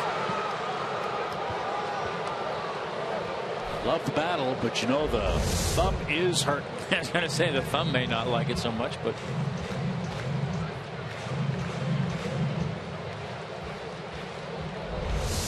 that left hand also his catching hand, so that makes life more difficult. And now pitch number 11 of the at bat is cut on and missed, and Strasburg strikes him out to begin the Braves' 5th inning. 1-0 Washington on a Clinton Robinson home run. So look, everybody in the organization wants Christian Bethancourt to be successful. But I think it's safe to say, guys, that going into 2016, as we sit here right now, who's going to work behind the plate's a real question mark for this ball club going into this offseason. Yeah, no, I think you ended last season and with the assumption that Christian was going to be the catcher, and they were going to get somebody to try and help him, back him up, thus AJ Pierzynski. I don't think that they're making that assumption now. I mean, I think obviously with the year AJ has had, they're trying to figure out where's he fit in, where's Christian fit in, and I think you go into spring training and there truly is a battle as to who wins that position. You know, and as much as Christian came out of spring training with the job, I don't know how much he wanted, as opposed to it was his just really not to lose to begin with. Yeah, he was anointed. Yeah, the starting catcher. 1 ball, 2 strikes. So then your other option, as we know things now, is that man Ryan LaVarnway or AJ Pierzynski, who signed here to be the backup and was maybe the best bargain signing that the Braves made this year with the production he provided at his salary level. I think AJ still wants to play, but can he and the Braves come to terms? I think for 2 or 3 years we've all been on the Christian Bethancourt watch. Whether David Ross is just holding the place warm, Gerald Laird's holding it. You know, these guys are going to be temporary. They're not going to be long-term guys until Bethancourt's ready. Well, and going back to the previous administration, the expected emergence of Christian Bethancourt was the reason why Brian McCann went to the Yankees. Yeah, right. That was part of it. Had somebody else. Right. No balls and a strike for Michael Bourne.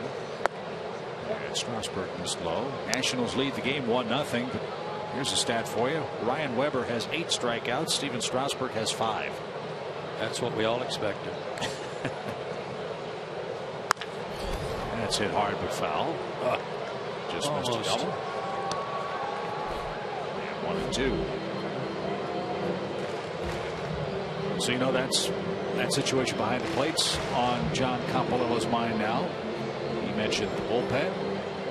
John Schultz and John Hart talked about a bell cow starting pitcher that can give you 200 innings, make 30 starts in the middle of a rotation somehow, some way.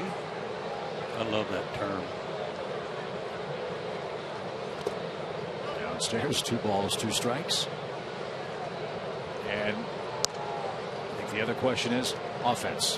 Where are the Braves going to find offense? Well, that's not going to be easy. Like John and John said last night, it's not like there are teams that have boppers that they're looking to give away. And the boppers that are going to be out there are going to be very highly paid. Bouncing ball toward Rendon. He's got it. And his throw to first is in time, and that retires the side. Strasburg's winning the game, but losing the strikeout battle to Ryan Weber. 1-0 Washington.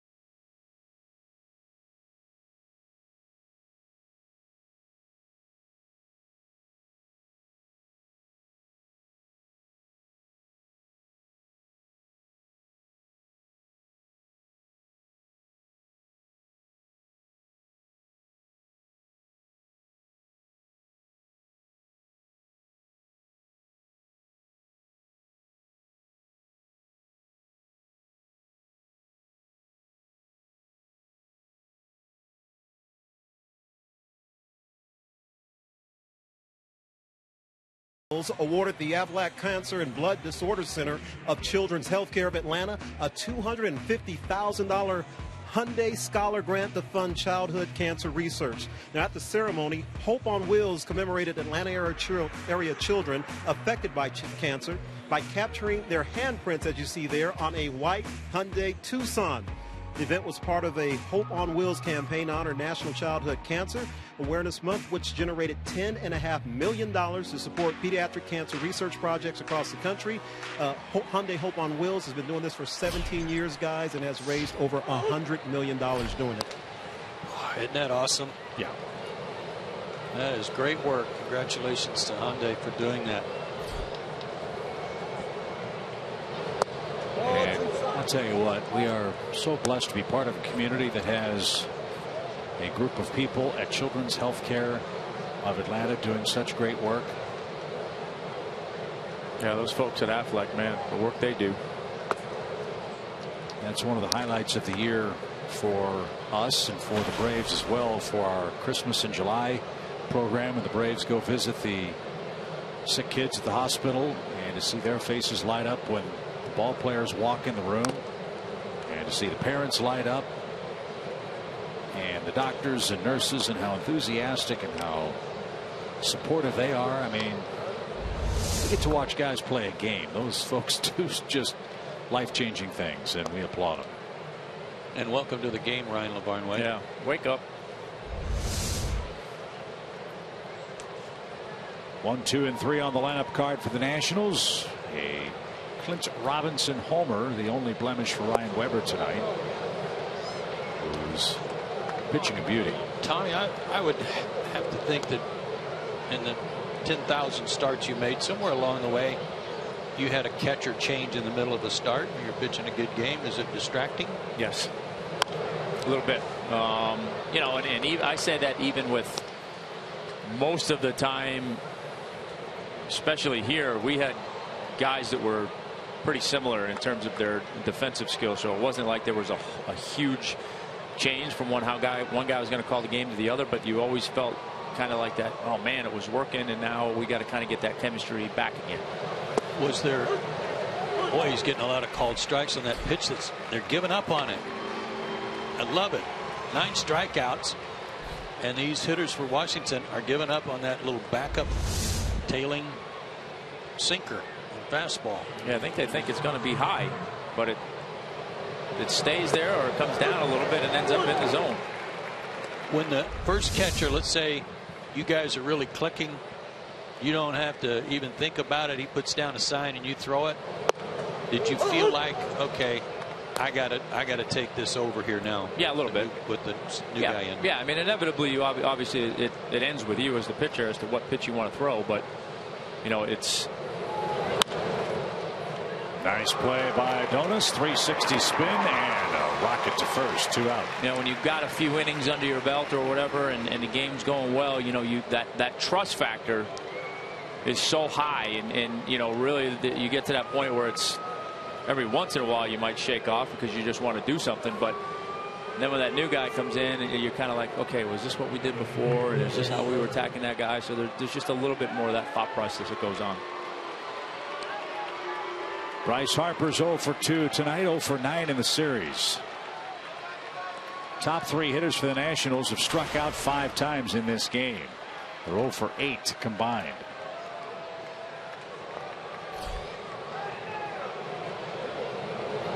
And Harper, a bouncing ball through, has a 2-out single. So Harper puts another point back on his batting average. He's back at .331 where he started the night. He's tied with D. Gordon of the Marlins and Buster Posey 10 points behind the top 3 National League hitters by batting average. That was pretty good. Tony Tarasco introduced himself at first base since it was his first hit of the series. Tony, a very popular former Atlanta Brave. Hi, how are you? Your first base coach. D. Gordon, by the way, 0 for 3 tonight. So Harper tied with Gordon in average, tied with Nolan Arenado in homers. Nolan Arenado's hit 41 home runs for the Rockies this year and 127 RBIs. It's pretty stout. Coors Field or not, that's a remarkable year. Yeah, and he's already won 2 Gold Gloves. That ball jammed Worth. The throw to second is in time. Harper peeled off, and nothing doing for the Nationals in inning number 6. Maven, Markakis, and Garcia will try to get it tied for Ryan Weber.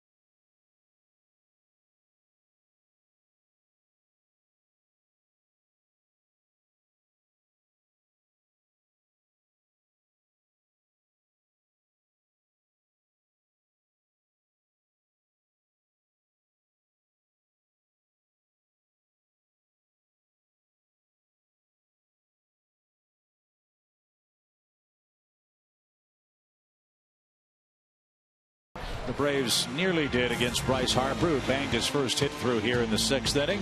Let's take a look at Joe Simpson's MVP candidates for the National League. And I've had Yoenis Cespedes in there for a couple of weeks based on just what he's done for the Mets to help put them over the top. Paul Goldschmidt was the walk-away guy for the first half of the season, but his numbers have dwindled, and my vote goes to Bryce Harper. He's been good from start to finish on the season. I take Cespedes out. Okay. You don't like a guy changing? I don't mind that. I mean, he's done okay. How about Arrieta? I was going to say, I don't do that. We had a pitcher last year, and where would the Cubbies be without him? I know. I don't do that. I don't go there. Well, I go Cy. Oh, for sure. I'll give him Cy over the other two guys out west. Well, how about Anthony Rizzo then? If you have to have a Cub. He's a volunteer. He's a nominee, rather. With all the hue and cry about, okay, you got the Cardinals, you got the Pirates, you got the Cubs. Two of those teams are going to be knocked out. Right. Yes. Yes. You've got Kershaw, you've got Greinke, you've got Arrieta. Two of those guys aren't going to win the Cy Young Award. The kind of year that they've had. As Maybin takes a strike. 2-2 the count. Greinke a 1.68 ERA, Arrieta a 1.82 ERA, Kershaw 2.16. And Kershaw's, though, over the last 6 weeks has been like 0. How about if you're Garrett Cole? The year he's had, he's not even in the conversation. 19 wins, and you're right, almost an afterthought. But he can change that with a start in what is going to be the wild card game. No, votes will be in before that. Popped up, foul ground. Robinson got there. You're right. That's a postseason game, so the award ballots will be filled out and sent in. Maybin's retired. There's out number 1.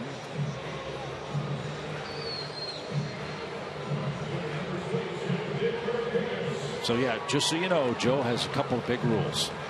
Number 1, pitchers can't win the MVP, and no hats on dogs. And players can't win the position players can't win the Cy Young. Right. Now that would be something if they did that. Yeah. David Ross. Two innings this year, 0 ERA. Francoeur. Yeah. Johnny Gomes. Yeah. I'm not sure Johnny would have gone in there. As hard as he was trying. I mean, I'm with you for the most part. I don't like pitchers winning MVP, but well, if you have 3 or 4 guys that have a year like Bryce Harper's had, yeah, you can, or not super. 4 or 5 guys hit 30 home runs, drive in 95 runs, hit 280, 290. There's no standout candidate. Then yeah, no, I think like a year like last year, Kershaw obviously had an unbelievable year, not taking anything away from that, but I think it was more about you didn't have an everyday player that was worthy enough of winning the award. This year you got a couple guys that have had pretty stout years. Then how about another award, the Player of the Year award? You could do that. Well, the Cy Young is for the outstanding pitcher. Right. Change it to most outstanding player, which is not a pitcher, a most outstanding player. There doesn't have to be 2 and then 1. Just separate the 2. Markakis serves that one into left. That's going to drop for a hit. And the tying runs aboard for Atlanta. There's some guys who sometimes get shortchanged on votes because their team wasn't very good, and I'll throw Arenado into that this year. He might be the most outstanding player, but he is probably not the most valuable player. Right. Yeah, that gets back to the whole argument. Well, if he wasn't in their lineup, they'd be in last place anyway. You know, which is probably not a fair argument, but. And we had this conversation about a month ago. Those awards are voted on by the writers. Should there be a little more clarity or maybe an update as to how that voting should take place? Is the MVP the most valuable player for his team, or is the most valuable player the best player in his league? I think you get a mix of both of those sentiments in the final balloting, and that's where the confusion takes place. No balls and a strike for Adonis Garcia, who's 1 for 2 tonight. Strasburg and Weber pitching great ball tonight. Away 0-2. Well, seeing out of Strasburg's what he's been doing over the last 12-13 games. He's been dominant. I just went down to their broadcast booth to tell those guys that I'm not sure that's Strasburg because he doesn't even look the same physically. And they said this might be the worst start of the last 7 or 8. Really? Yeah. Huh. And he's throwing a 5-hit shutout. He's only struck out 5 guys tonight. 91 pitches. And that one just missed. 1 ball, 2 strikes. This will be his final start of the regular season. Then the Nationals have the unenviable task of flying to New York. They've got to worry about the hurricane and all the terrible weather that's supposed to pound the Northeast starting tomorrow or the next day. And those games are extremely important for the Mets because they're trying to maintain home field advantage over the Dodgers for their playoff matchup. Ground ball up the middle. That gets by Desmond. No chance for him to get there. Garcia has 2 hits. And the Braves have 2 men aboard with 1 out.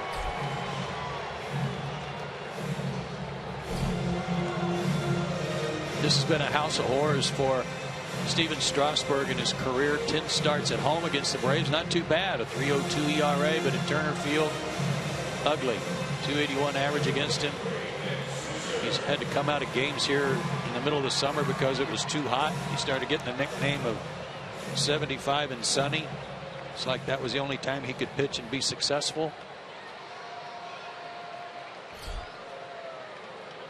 Well, it wasn't 75 or sunny at the start of this game, and it's bothered him to this point. But he's in trouble in the 6th. 2 on, 1 out, 1 run Washington game.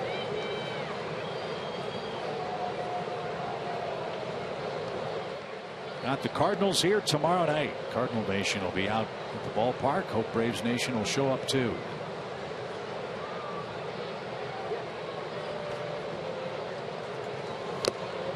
And Swisher didn't get it. Tipped and foul. Strike 1. Yeah, Jason Hayward's had a good second half of the season. Had a big grand slam yesterday to help him win the second game of that doubleheader.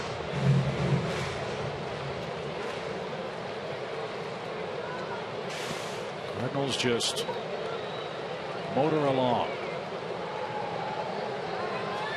St. Louis, the only team in baseball to 100 wins this year. Strike 2.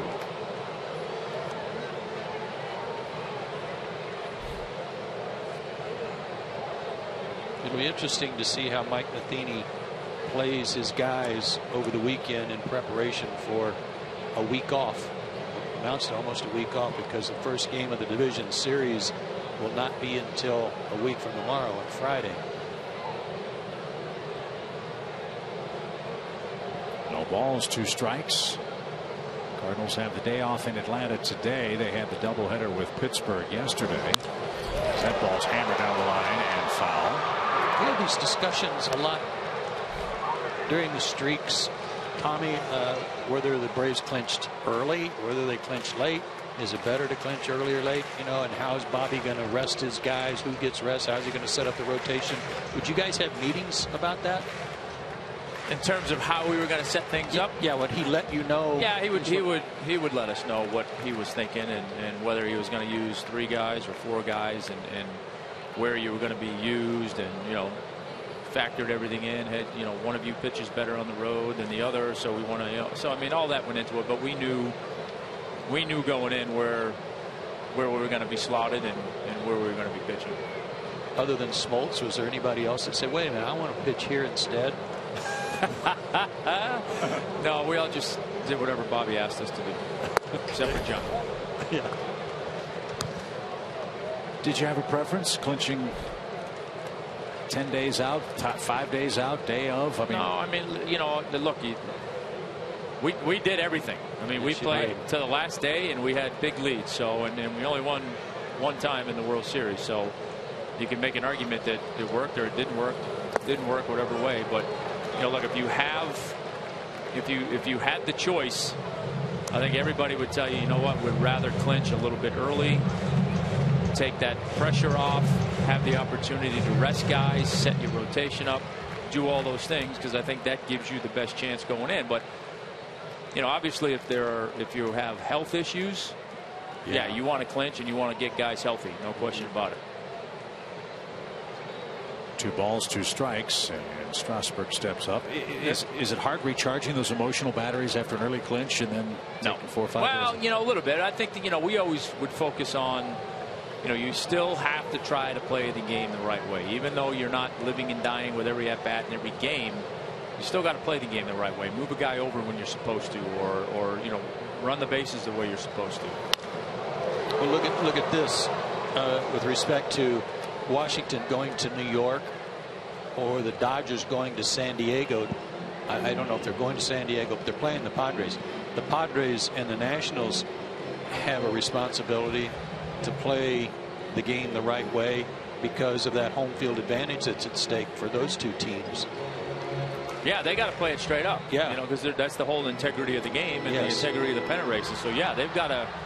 You know, I don't know what those 2 teams. Well, you know, obviously we see here with Washington, you're not going to see much change. I'm sure you're going to see the regular lineup and guys that are healthy. But with San Diego, I don't know who they've called up or who they called up in their rotation. But you're not going to throw guys out there to get a look at them in that series because you owe it to the rest of the teams that are involved to play it straight up and try and win.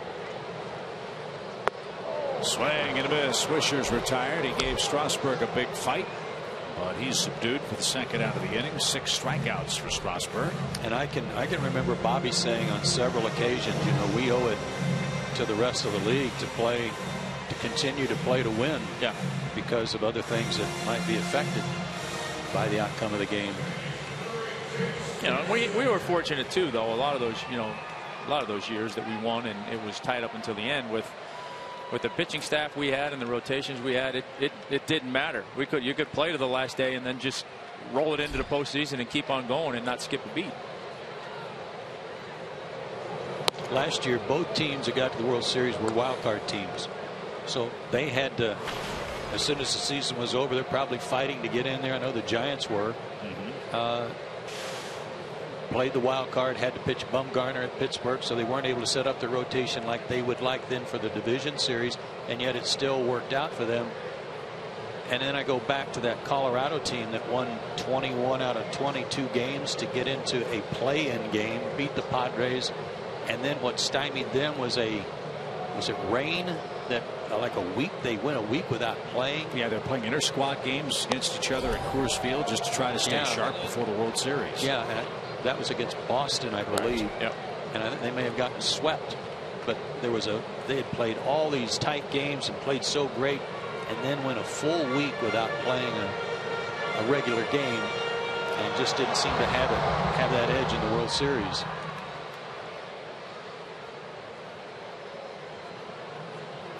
One ball, 1 strike. 2 on, 2 out. 1-0 Nationals lead. I'll use a hockey analogy, Tommy. Get a hot goalie and strong defense if you can run the table, right? Oh, absolutely. Yeah, I mean, you get a hot goalie in the NHL, you go a long way. You get a couple hot pitchers or a hot bat in the postseason. Just ask the Giants from last year. Yep.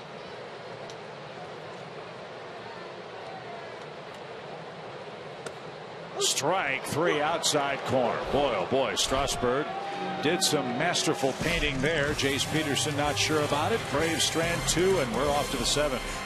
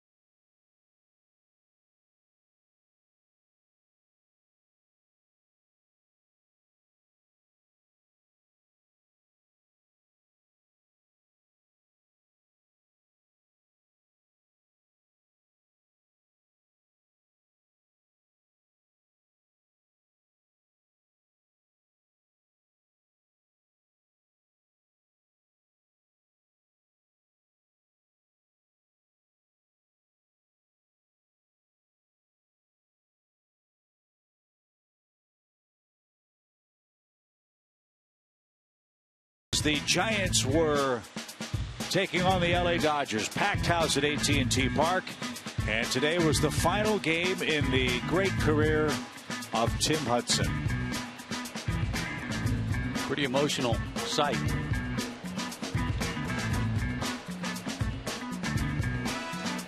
Earlier in the week, they had the reunion matchup of Tim Hudson versus Barry Zito when the Giants played the A's. And even the Los Angeles Dodgers, who absolutely, in sporting terms, hate the Giants. All of them, including Clayton Kershaw, were standing on the top step of their dugout with a standing ovation for Tim Hudson, who, as we know from our days in Atlanta, was and is such a class act and a great pitcher who had a marvelous career. Yeah, I mean, I think that shows you the respect and what people think about Tim Hudson, the person. He's only been out there for 2 years, right? Yeah. Little roller. Peterson charges and gets his man at first. Robinson's retired, one away here in the top of the 7th. This guy's pitching kind of a Tim Hudson type game. Weber. A lot of strikeouts tonight. He's hitting his ground balls. Not having a big pitch count. Career high already with 9. Hudson will finish the year 8-9 with a 4.44 ERA. He was hoping to get it evened up today. Ian Desmond, the batter. Showed you the out distribution of Ryan Weber at the start of the broadcast tonight. 42 groundouts, 11 flyouts, 9 strikeouts in his big league career. He struck out 9 today. He's got 9 groundouts.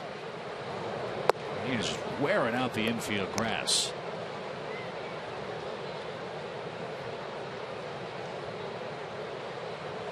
He scattered 5 hits.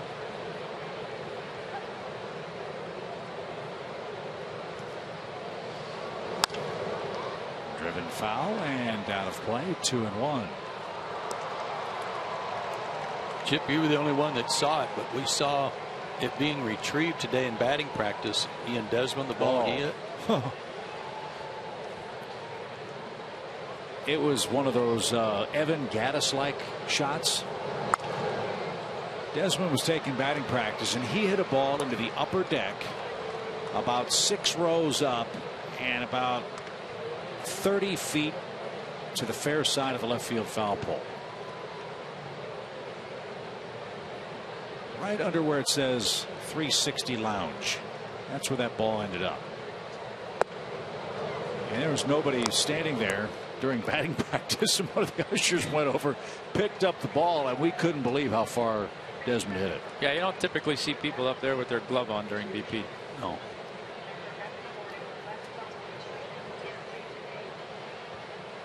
Three balls, 2 strikes. And Desmond's down swinging. That's 10. Wow, for Weber. That's the last Braves rookie to strike out 10.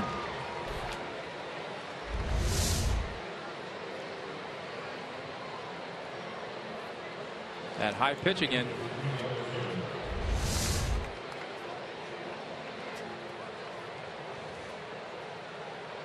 Not a single out for the outfield.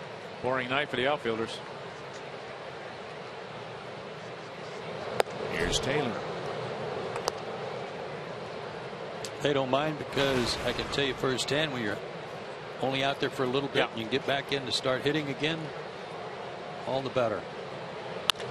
Line to short, sinking line drive. Simmons caught that. 3 up, 3 down for Weber. Get him some runs. And he's due third after the 7th inning stretch in Atlanta.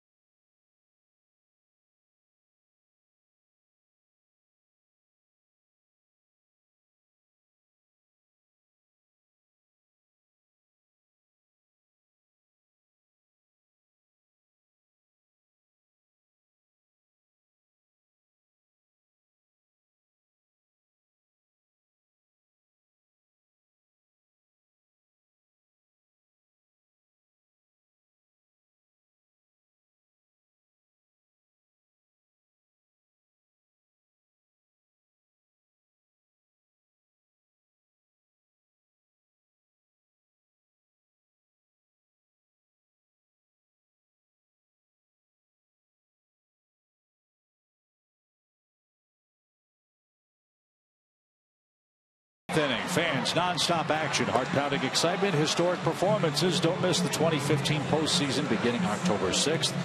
Go to MLB.com/postseason for a full schedule. Final start for Steven Strasburg was a very good one on a night with a packed house at Turner Field. 6 innings of 6-hit shutout ball. He walked 1, struck out 7. And now Strasburg will give way to right-hander Blake Trinan with the bottom of the Braves order coming up here in the 7th inning. Trinan was very impressive here in the 8th inning. 2 nights ago, he got a 3-up and 3-down inning and struck out 2 of them. Throws hard. Good fastball. Upper 90s. Slider. He can bring it.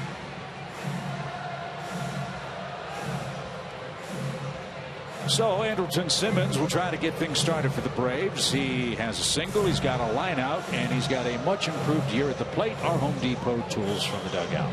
Yeah, a 20-point improvement on his average so far. Cut down on his strikeouts, improved his walks. I'd say all around good work.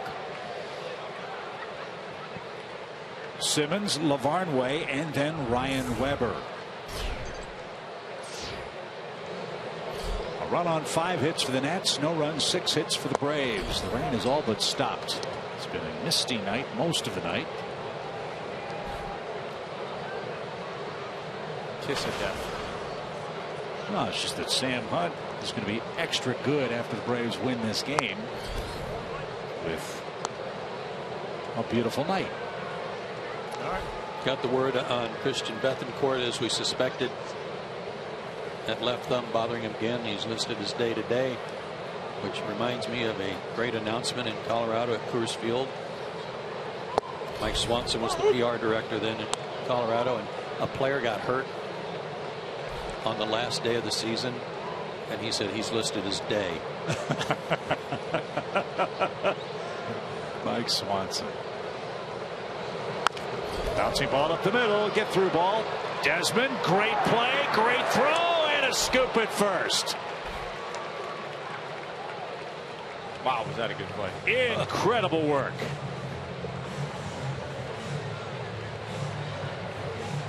Again, another 360 spin and an accurate throw. May have been short, but it was in the right direction.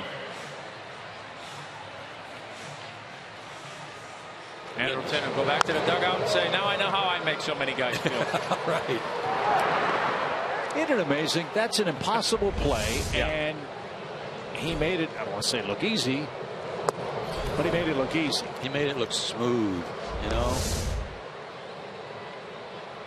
And so how in the world can the routine play be the one that gives a player that talented so much trouble? Well, a lot of guys, when they have too much time to think, it's not a good thing. Call was that way. Yep. Raphael could make these spectacular plays going either way because his arm was so good. But sometimes that easy routine play, he didn't play the hop right.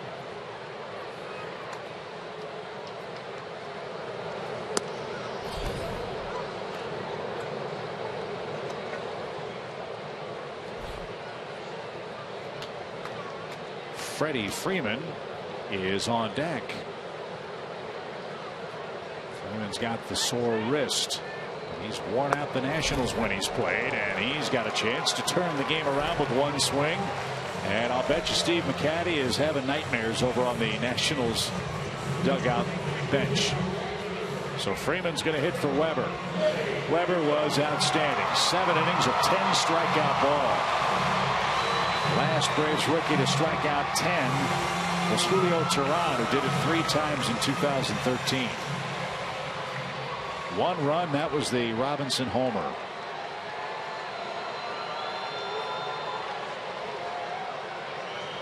And no walks tonight, right? Correct.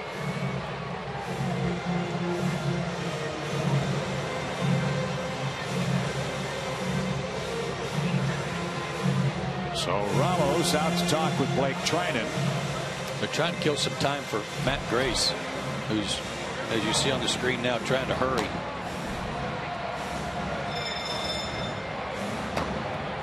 He's not going to be ready for Freddie Freeman, I'm saying. Freeman's 3 for 4 against him. All 3 of the hits singles. And lefties have hit Trinan at a .333 clip. And now Steve McCatty is on his way out. This will buy some more time for Grace. This only buys him time, though, for Bourne. Unless McCatty makes the change himself, and I don't think he will.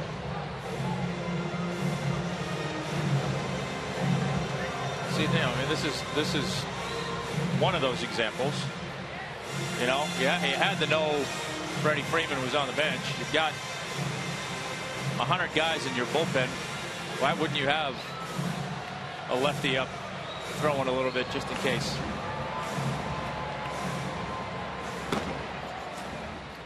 And you have Bourne waiting next, so maybe a little late in getting Grace up. We'll see how it works out. Well, you could throw to first a couple times, buy some Right. more time if you wanted to. Well, you could throw ball 1. You could change in the middle of the bat too if you want. No, it couldn't. Can't go out there twice, the same hitter.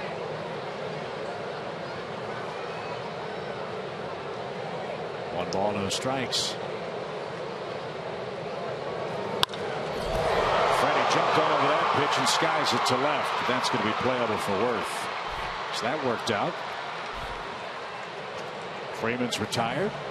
There's the second out, and here's Bourne. Will he face Trinan or will he face Grace?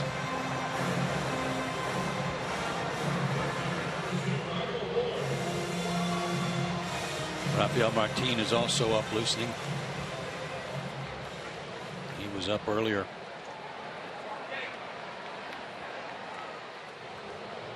So LeVarn Way at first, 2 outs. And Bourne takes the strike.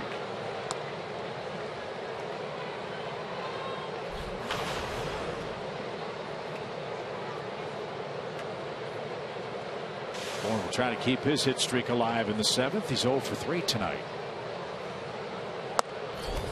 And that missed. 1 ball, 1 strike.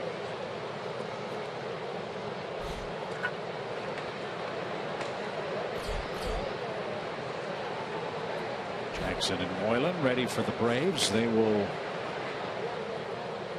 be one of the choices for Freddie Gonzalez when the Nationals come up. And a Bourne base hit to center keeps his streak alive, right back where it came from.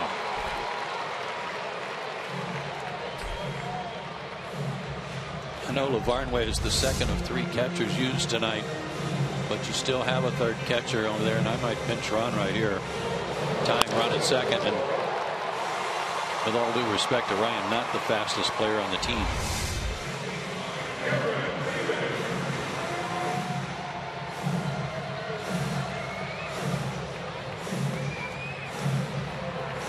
Well, maybe Maben will split a gap and make it academic. That'd be nice. Cameron's had a good night. 2 for 3 against Strasburg.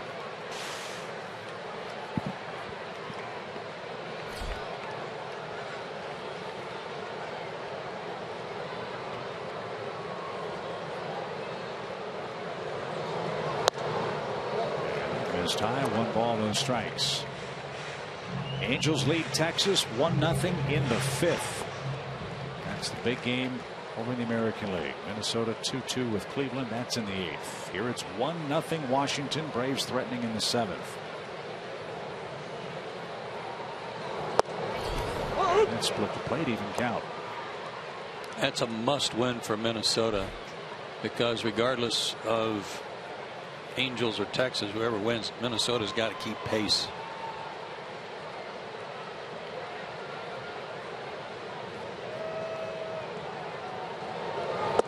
Swing and a miss. 1-2.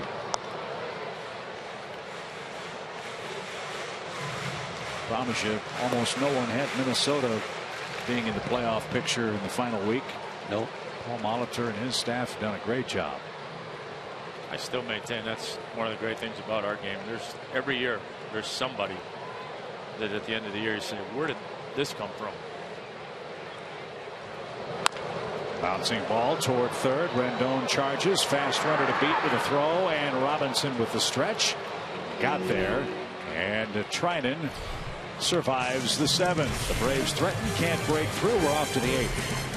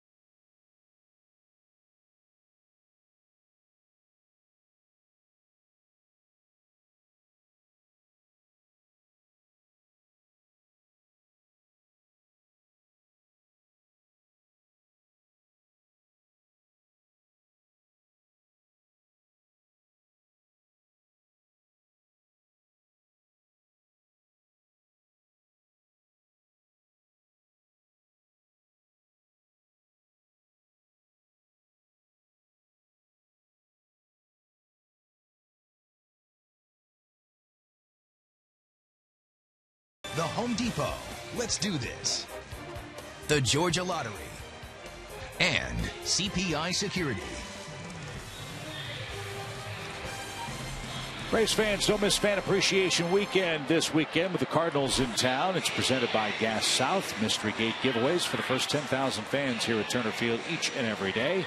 Go to Braves.com/tickets and get your seats today. 7:35 first pitch Friday, 7:10 Saturday, and a 3:05 start on Sunday. We'll talk more about that final start time in a moment. Couple of changes for the Braves. Freddie Freeman takes over at first base for Nick Swisher, and Peter Moylan is on to pitch. He's fresh off a perfect inning last night when the Braves shut out the Nats 2-0. Peter worked the 7th inning, 1-2-3 inning with a strikeout.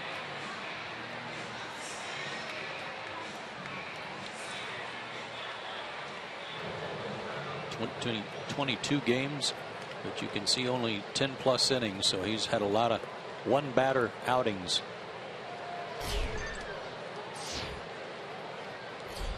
And he's got Ramos, then a Nationals pinch hitter, then the top of the order, Anthony Rendon. 1-0 Nationals. They got a second inning home run from Clint Robinson, and that's all they've needed to lead tonight. New wrinkle for the schedule makers, as I alluded a moment ago. On the final Sunday, all the games scheduled will start at the same time. In other words, the East Coast games will all start at 3:05. Any West Coast games will start at 12:05 and follow the time zones. Point of that is all the games will start at the same time and potentially end at the same time, so that there's a competitive equality. No waiting around to see if you can hold back a starter if it's a playoff clinching or position clinching situation. It's kind of I think it's a good idea. I do too. Yep, I agree. No more sitting around the locker room for 5, 6, 7, 8 hours trying to figure out, are you going to town A, town B, or staying at home? Or just finally giving up and getting on a plane and then figuring it out when you're up in the air. We had to do that one year. Bouncing ball right side. Ramos with an opposite field hit. He's got 2 safeties tonight. What year was that? Do you remember? I think it was the year we played '96. I think the year we played the Dodgers. Maybe I think we were headed out west, but we didn't know if we were going to L.A. or San Diego. And it seems to me we finished up in New York. In New York, yeah. And just so you knew you had to go west. Yes. Yeah, so that's not such a bad thing. Dendecker will be the pinch hitter for Blake Trinan. And it's a 1-hitter appearance for Peter Moylan. Now that Dendecker is announced, Freddie will go to his bullpen to try to keep the Nationals' left-handed pinch hitter at bay in the 8th. 1-0 Washington.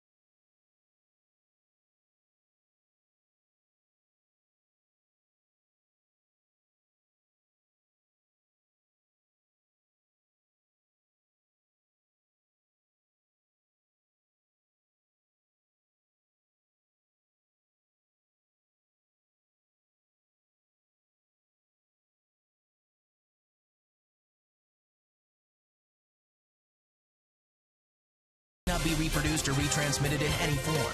The accounts and descriptions of this game may not be disseminated without the express written consent of the Atlanta Braves. Fans, it's Braves Country Grab Bag Weekend. Friday and Saturday against the St. Louis Cardinals. If you missed your favorite Braves promo night or giveaway item, here's a second chance for you. You'll get to choose from over 25 Braves promotional items to take home as a Turner Field souvenir. Go to Braves.com/grabbag. Believe it or not, fans are still filing into the ballpark tonight. The Fan Plaza is still a very busy place. Folks arriving late for the Sam Hunt concert. He's going to have a big crowd tonight, as this one on the field has yet to be decided. Washington leads 1-0. It's Matt Marksberry on the mound. Yunel Escobar to pinch hit. Marksberry brought in to pitch to the left-hander Din Decker. Nationals counter with a right-handed hitter. Right-handers are the ones that have caused Matt's ERA to be as high as it is. He's handled lefties just fine.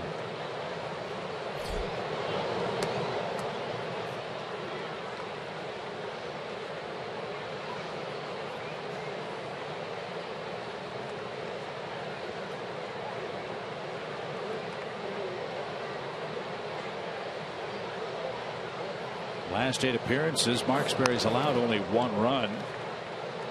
It covers 4 2/3 innings, 3 hits in that stretch. He's issued 3 walks.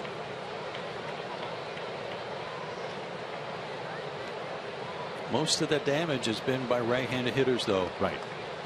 He's not able to get them off his breaking ball because he just can't quite bury it down and in.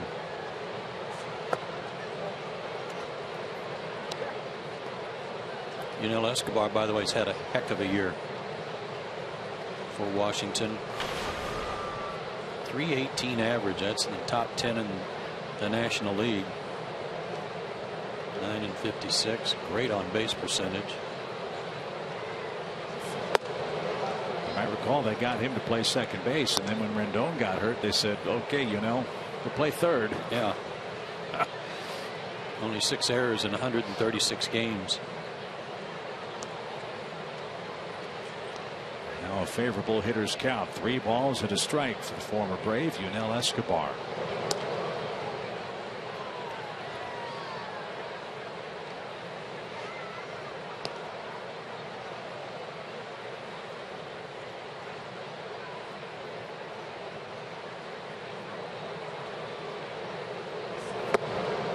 Ball 4. So a hit and a walk begins the Washington 8th. And it's going to be another pitching change.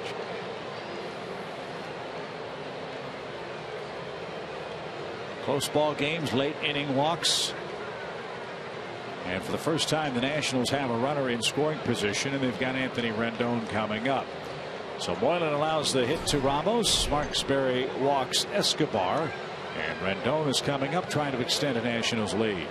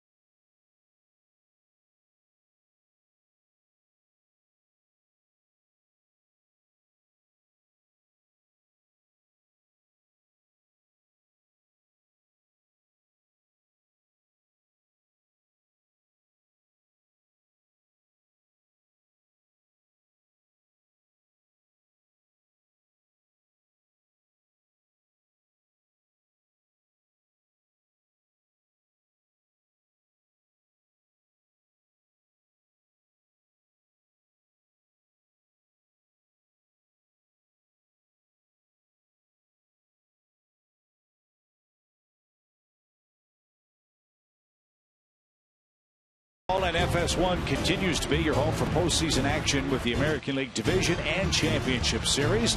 Don't miss a moment of the drama and history. It all begins October 8th on FS1 and streaming live on Fox Sports Go. AJ's got to hold him right there. AJ Brzezinski told me that he believes he's going to be doing some postseason work for Fox. That's great. He's done it before. Yeah, he'll be with Matt Vasgersian and John Smoltz for their crew. So that'll be a lot of fun. Hopefully he'll be good at it.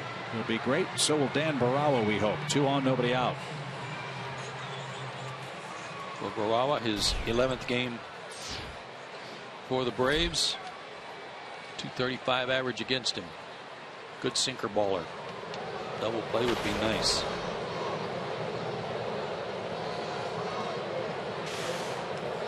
He's got 6 straight scoreless appearances working. And Anthony Rendon takes a 96-mile-an-hour fastball for ball 1.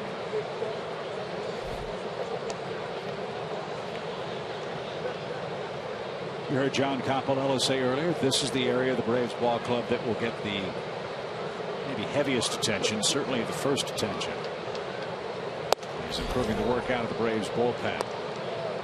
And that is Penn, 43 for 69 in saves this year. They've retired 64% of their first batters faced. 26% of their inherited runners have scored. And they've walked 212 men in 480 innings. And a lot of home runs, too. I'd really like to know how many save opportunities the Braves have had in the 9th inning. Yeah, that can be a little bit of a misleading stat. With them charging blown saves in the 7th inning these days. Right. It's a little unfair.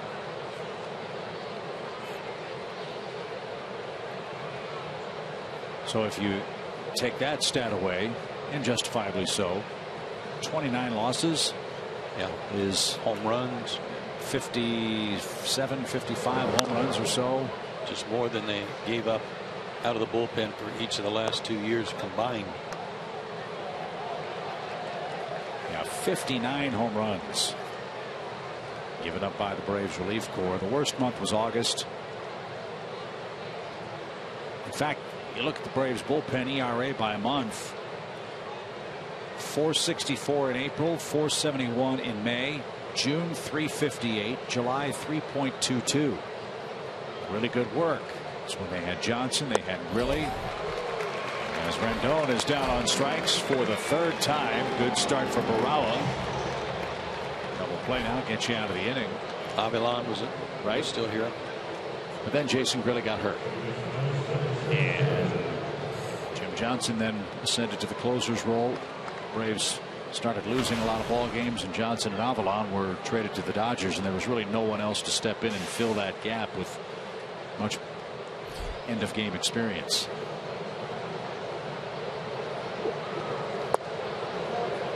Yeah, I mean, in fairness to the club, in fairness to those guys in the bullpen, I mean, you essentially lost your last three guys at the end of the game in a 4 week span, and that's not going to be easy for anybody to come back from, let alone a bunch of inexperienced guys. You could almost, Tommy, say the last 4 from opening day on, right, because of Kimbrel. Yep. Yeah, that was a body blow for all of us, wasn't it? Yeah, it was. I mean, think about that. Kimbrel, Grilli, Johnson, Avilan, that's pretty stout. Right. But when you finally found someone to take BJ's contract, that player's gone. Yeah. That's your last chip. And with the prospects at that time of being, how competitive are the Braves going to be? Do they think they're going to challenge for a division title? And the opinion obviously was probably not. Then there's no need for a high-priced, big-time closer like Craig Kimbrel. 2-1 for Turner. Bouncing ball. Cut off at third. High throw. Bad throw. Into right field. And a run's going to score. That was a tailor-made force play at second, but the throw sailed. And Washington gets a gift run. It's 2-0. That's a shame.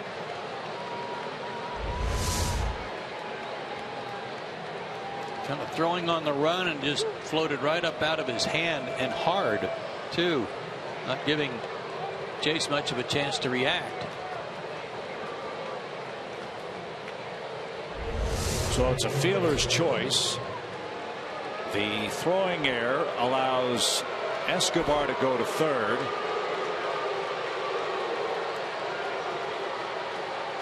The run scored is charged to Peter Moylan, and now Bryce Harper is the hitter with men at first and third and 1 out.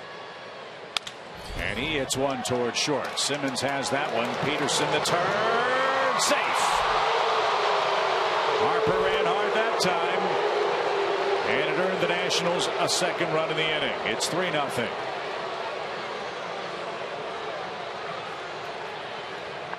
This shows you what Bryce Harper can do when he wants to. He smelled that RBI. And he was flying to first.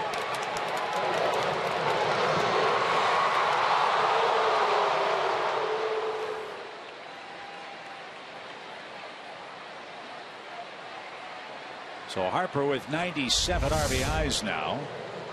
What a shame for Barrawi. Got 2 ground balls, but is unable to get out of the inning and keep it 1-0.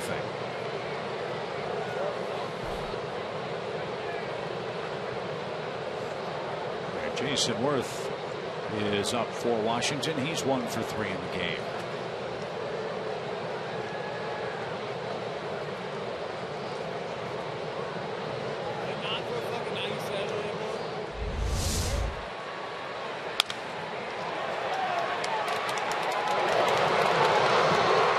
Nothing on the field he can't do.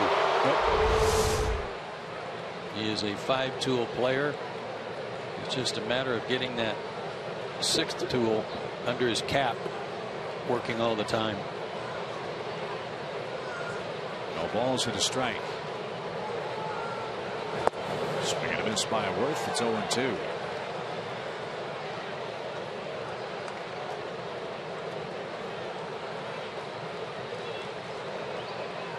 Look back 10-15 years from now and look at the numbers of Bryce Harper. What will they be? Assuming he stays healthy. As Worth is down on strikes. Morales did a nice job, but his defense let him down. And Washington picked up a couple of gift runs in the 8th inning. They extend their lead. It's 3-zip.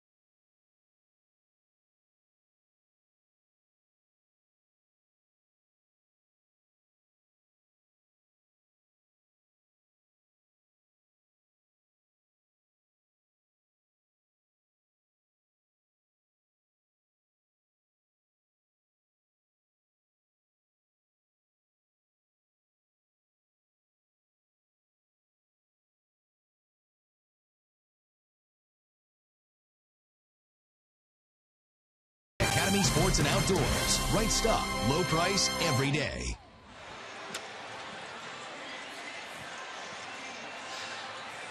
3-0 is our score as we head to the bottom of the 8th inning. Joe, Tom, and Chip with you here at Turner Field. Let's revisit our AT&T Universe trivia question. Nick Markakis has 177 hits this year. Who was the last Brave to finish with more than 190 hits in a season? I'm going to be so upset when we miss this. I think we had this like 2 weeks ago. I know.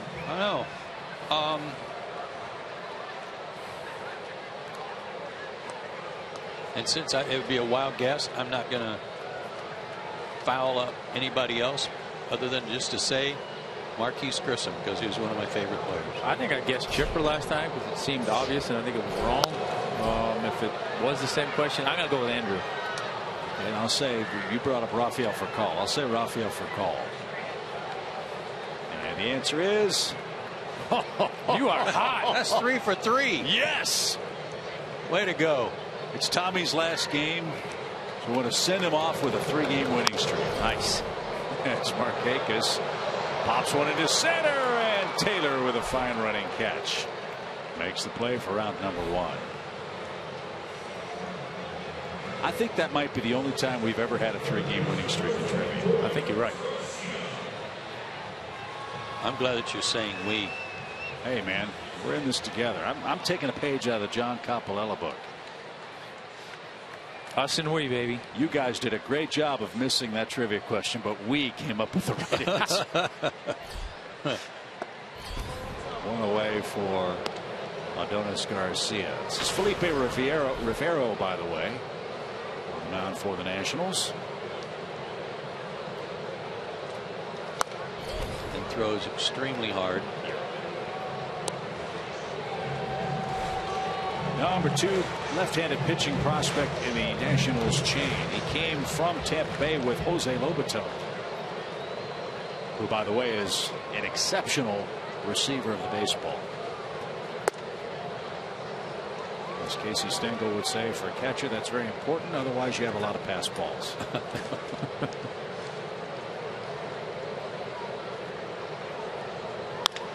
Bouncing ball short. See how Desmond handles that one. Took a look at the baseball. Got his man, 2 outs.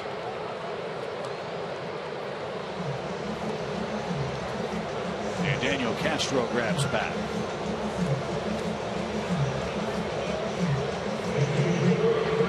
This is the pitcher's spot after Freddie Freeman stayed in the game.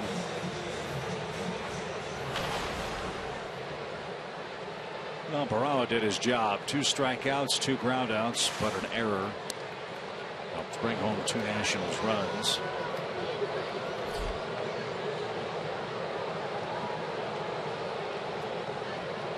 And Castro will try to keep the inning alive. It is up late. We've talked a lot about the Braves. We can do this next half inning, I guess, but with the Washington Nationals, hold on, they'll win their 81st game this year. Dribbler back to mound. I'd like to get your thoughts on how quickly they can move back to the top of the division race with the New York Mets, the Eastern Division champions. That's something to think about as we head to the 9th. Washington 3, Braves 0.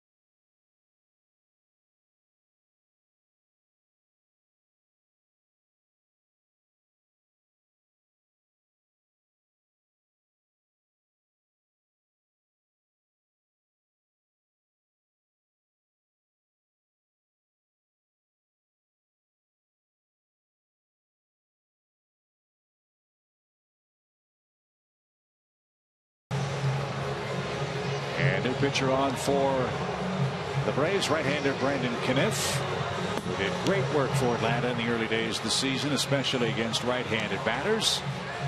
They'll try to get 3 outs and hope for a 9th inning comeback by Atlanta. Let's talk a little bit about the Nationals. We've talked about their core. You know about Steven Strasburg. You know about Max Scherzer. You know about Bryce Harper. You don't know his fate, but you got to think that with a few tweaks, the Washington Nationals could be right back at the top of the division again next year if they pull the right strings. They're not going to have, doesn't look like they will have Desmond. Right. Probably not going to have Jordan Zimmerman. Zimmerman's a big blow in their rotation, because when everybody was handing them the National League East, it was because of their big 5 in the rotation. So they'll be down to 4, probably plug in Tanner Roark or someone like that in the back end of the rotation. So with those 4 guys, they're still going to be a force to contend with, especially if they're healthy. And that is a big if. High hopper out to second and handcuffed Jace Peterson, who made a good play. 1 out. That we say all the time, a big if for players like Worth and Ryan Zimmerman. Those 2 guys in particular. I think Rendon will be fine. Certainly they hope he is. And it's easy for me to say, but those 2 veteran guys, Zimmerman and Worth, they gotta have them on the field all year. In a season like this, Tommy, when they've had so many regular players out and extra players playing significant time and playing lots of innings, I would think that would help them next year too, should those guys go down, because they're seasoned major league players down. They're not unknowns. No question. It's going to help them. To give them a better idea of what they have, assuming they have injuries again next season. It'll give them a better idea of what they need to do, assuming they're going to lose a couple of guys this winter, right? So, I think they have a much better idea of what they're going to do if Desmond goes, knowing what some of these other guys have done since they've gotten to see them play. They'll have a better idea of where they are with their rotation if Zimmerman leaves. So yeah, all those things are positives. But yeah, I still think they're pretty close. Their rotation's still pretty solid. They're still going to have a pretty decent lineup night in and night out, even if they do lose Desmond. And I think that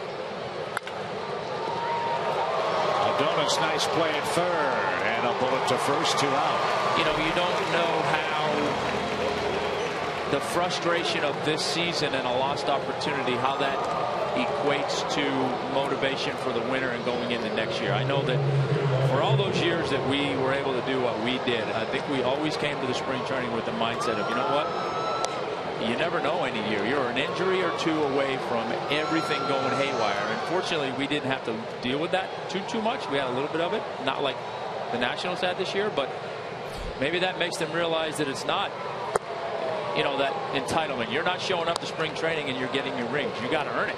And maybe that makes them a little bit hungrier next year. I don't know. And you guys always had the bullseye on you. Absolutely. Especially when the streak got longer and longer. Everybody wanted to knock you off.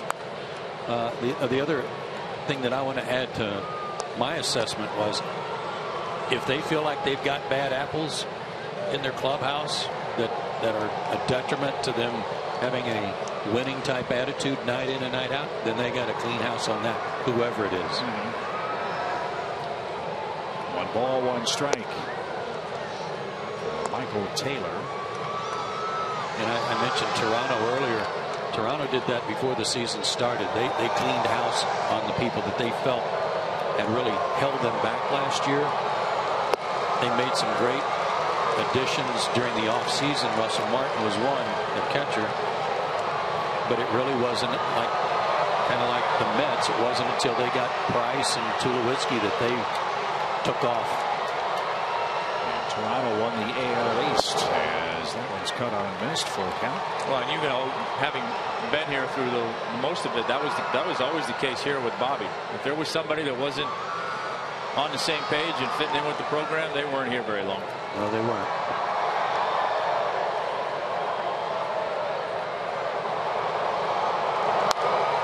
And some of those guys were good players. Yeah. Oh, sure. That had they been on the right page and with the program, could have been a good asset.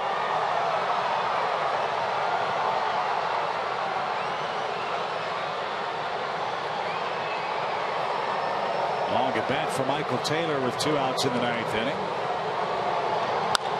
And that one's hit in the air to center. Maven's got a beat on it, and he puts the squeeze on out number 3. Last chance for Atlanta. It's 3-0 Washington.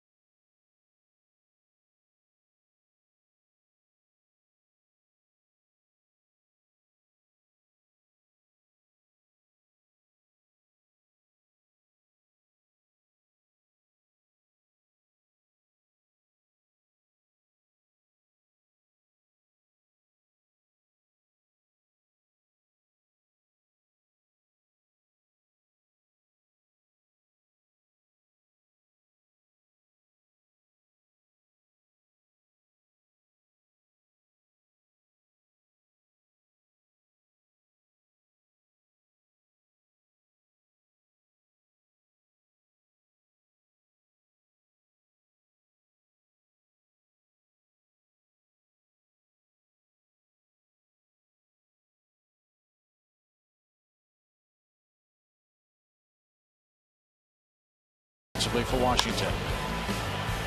Yeah, pitch just up and away to Robinson. That he showed you how strong he is going the other way. I didn't think that ball had a chance to get out. Cool me. Yeah, I didn't expect, maybe in the middle of the summertime when it's really hot, but on a cool night like tonight, I didn't think it was going to carry. There's your Hunt hats. How about the crowd? Gosh, 37,750, I think, was the number. I mean, they were still filing in the 7th inning tonight for the Sam Hunt concert, which we hope will be put off for an Atlanta 9th inning rally. Jace Peterson will lead off for the Braves. Rivero back out there and turns it loose, and it's upstairs. 1 ball, no strikes. 3 runs, 6 hits for the Nationals. No runs, 7 hits for the Braves. Steven Strasburg and Ryan Weber were the starters tonight, and both pitched a great game.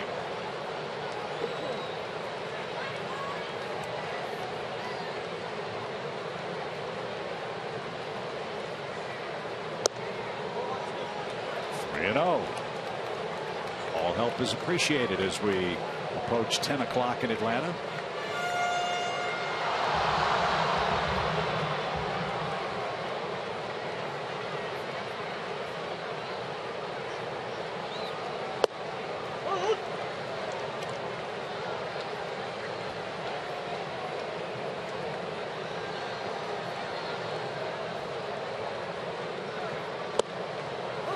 Full count.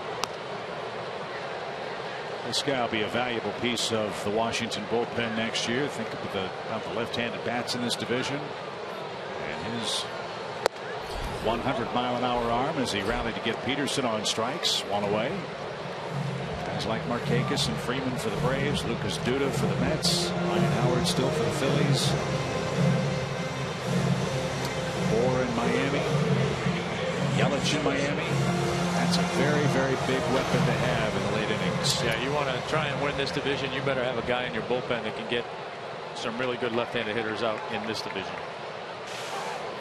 You mentioned Bohr, and I'm glad you brought his name up, because when we were talking about how hard it is to get power hitting guys, there's a guy that the Marlins scoured and found, a guy that was behind Rizzo in Chicago.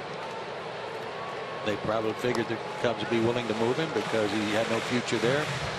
and they struck gold with him. So there's got to be some other guys out there like that too. Yeah, the Phillies have one too. Odubel Herrera turned out to be a 290, 300 hitter for him. Playing center field, he's raw, but still hitting almost 300, if not 300, for the Phillies this year. And he was backed up behind infielders. He was an infielder for the Rangers.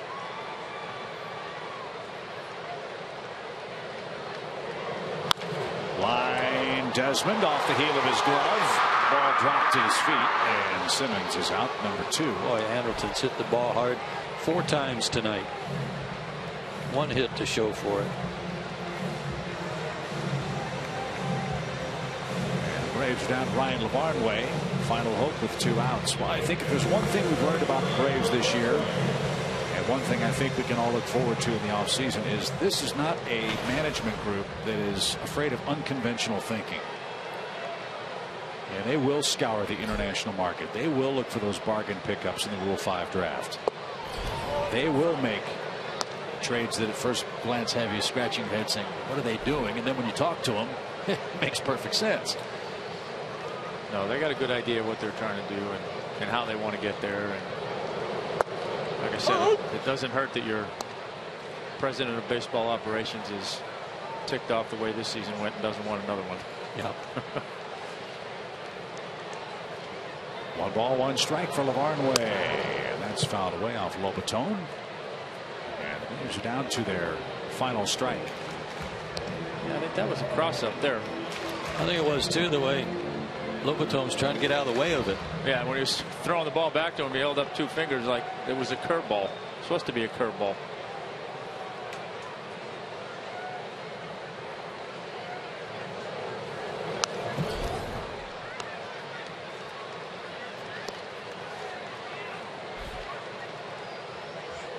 This guy's fastball almost effortless, it appears. Yeah, he is.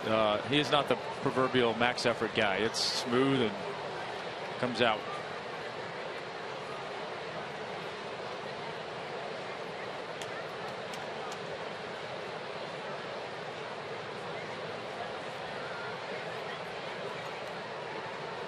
And that's your ball game. Rivero finishes off Ryan LaVarn way and works 2 perfect innings of relief. And the Braves are unable to sweep away the Washington Nationals, who leave town with a 3-0 victory. Clint Robinson, a 2nd inning homer, and 2 across in the 8th put it away for the Nationals. That's your final 3-zip. Washington beats the Braves behind Steven Strasburg, and we'll be back to talk about it right after this.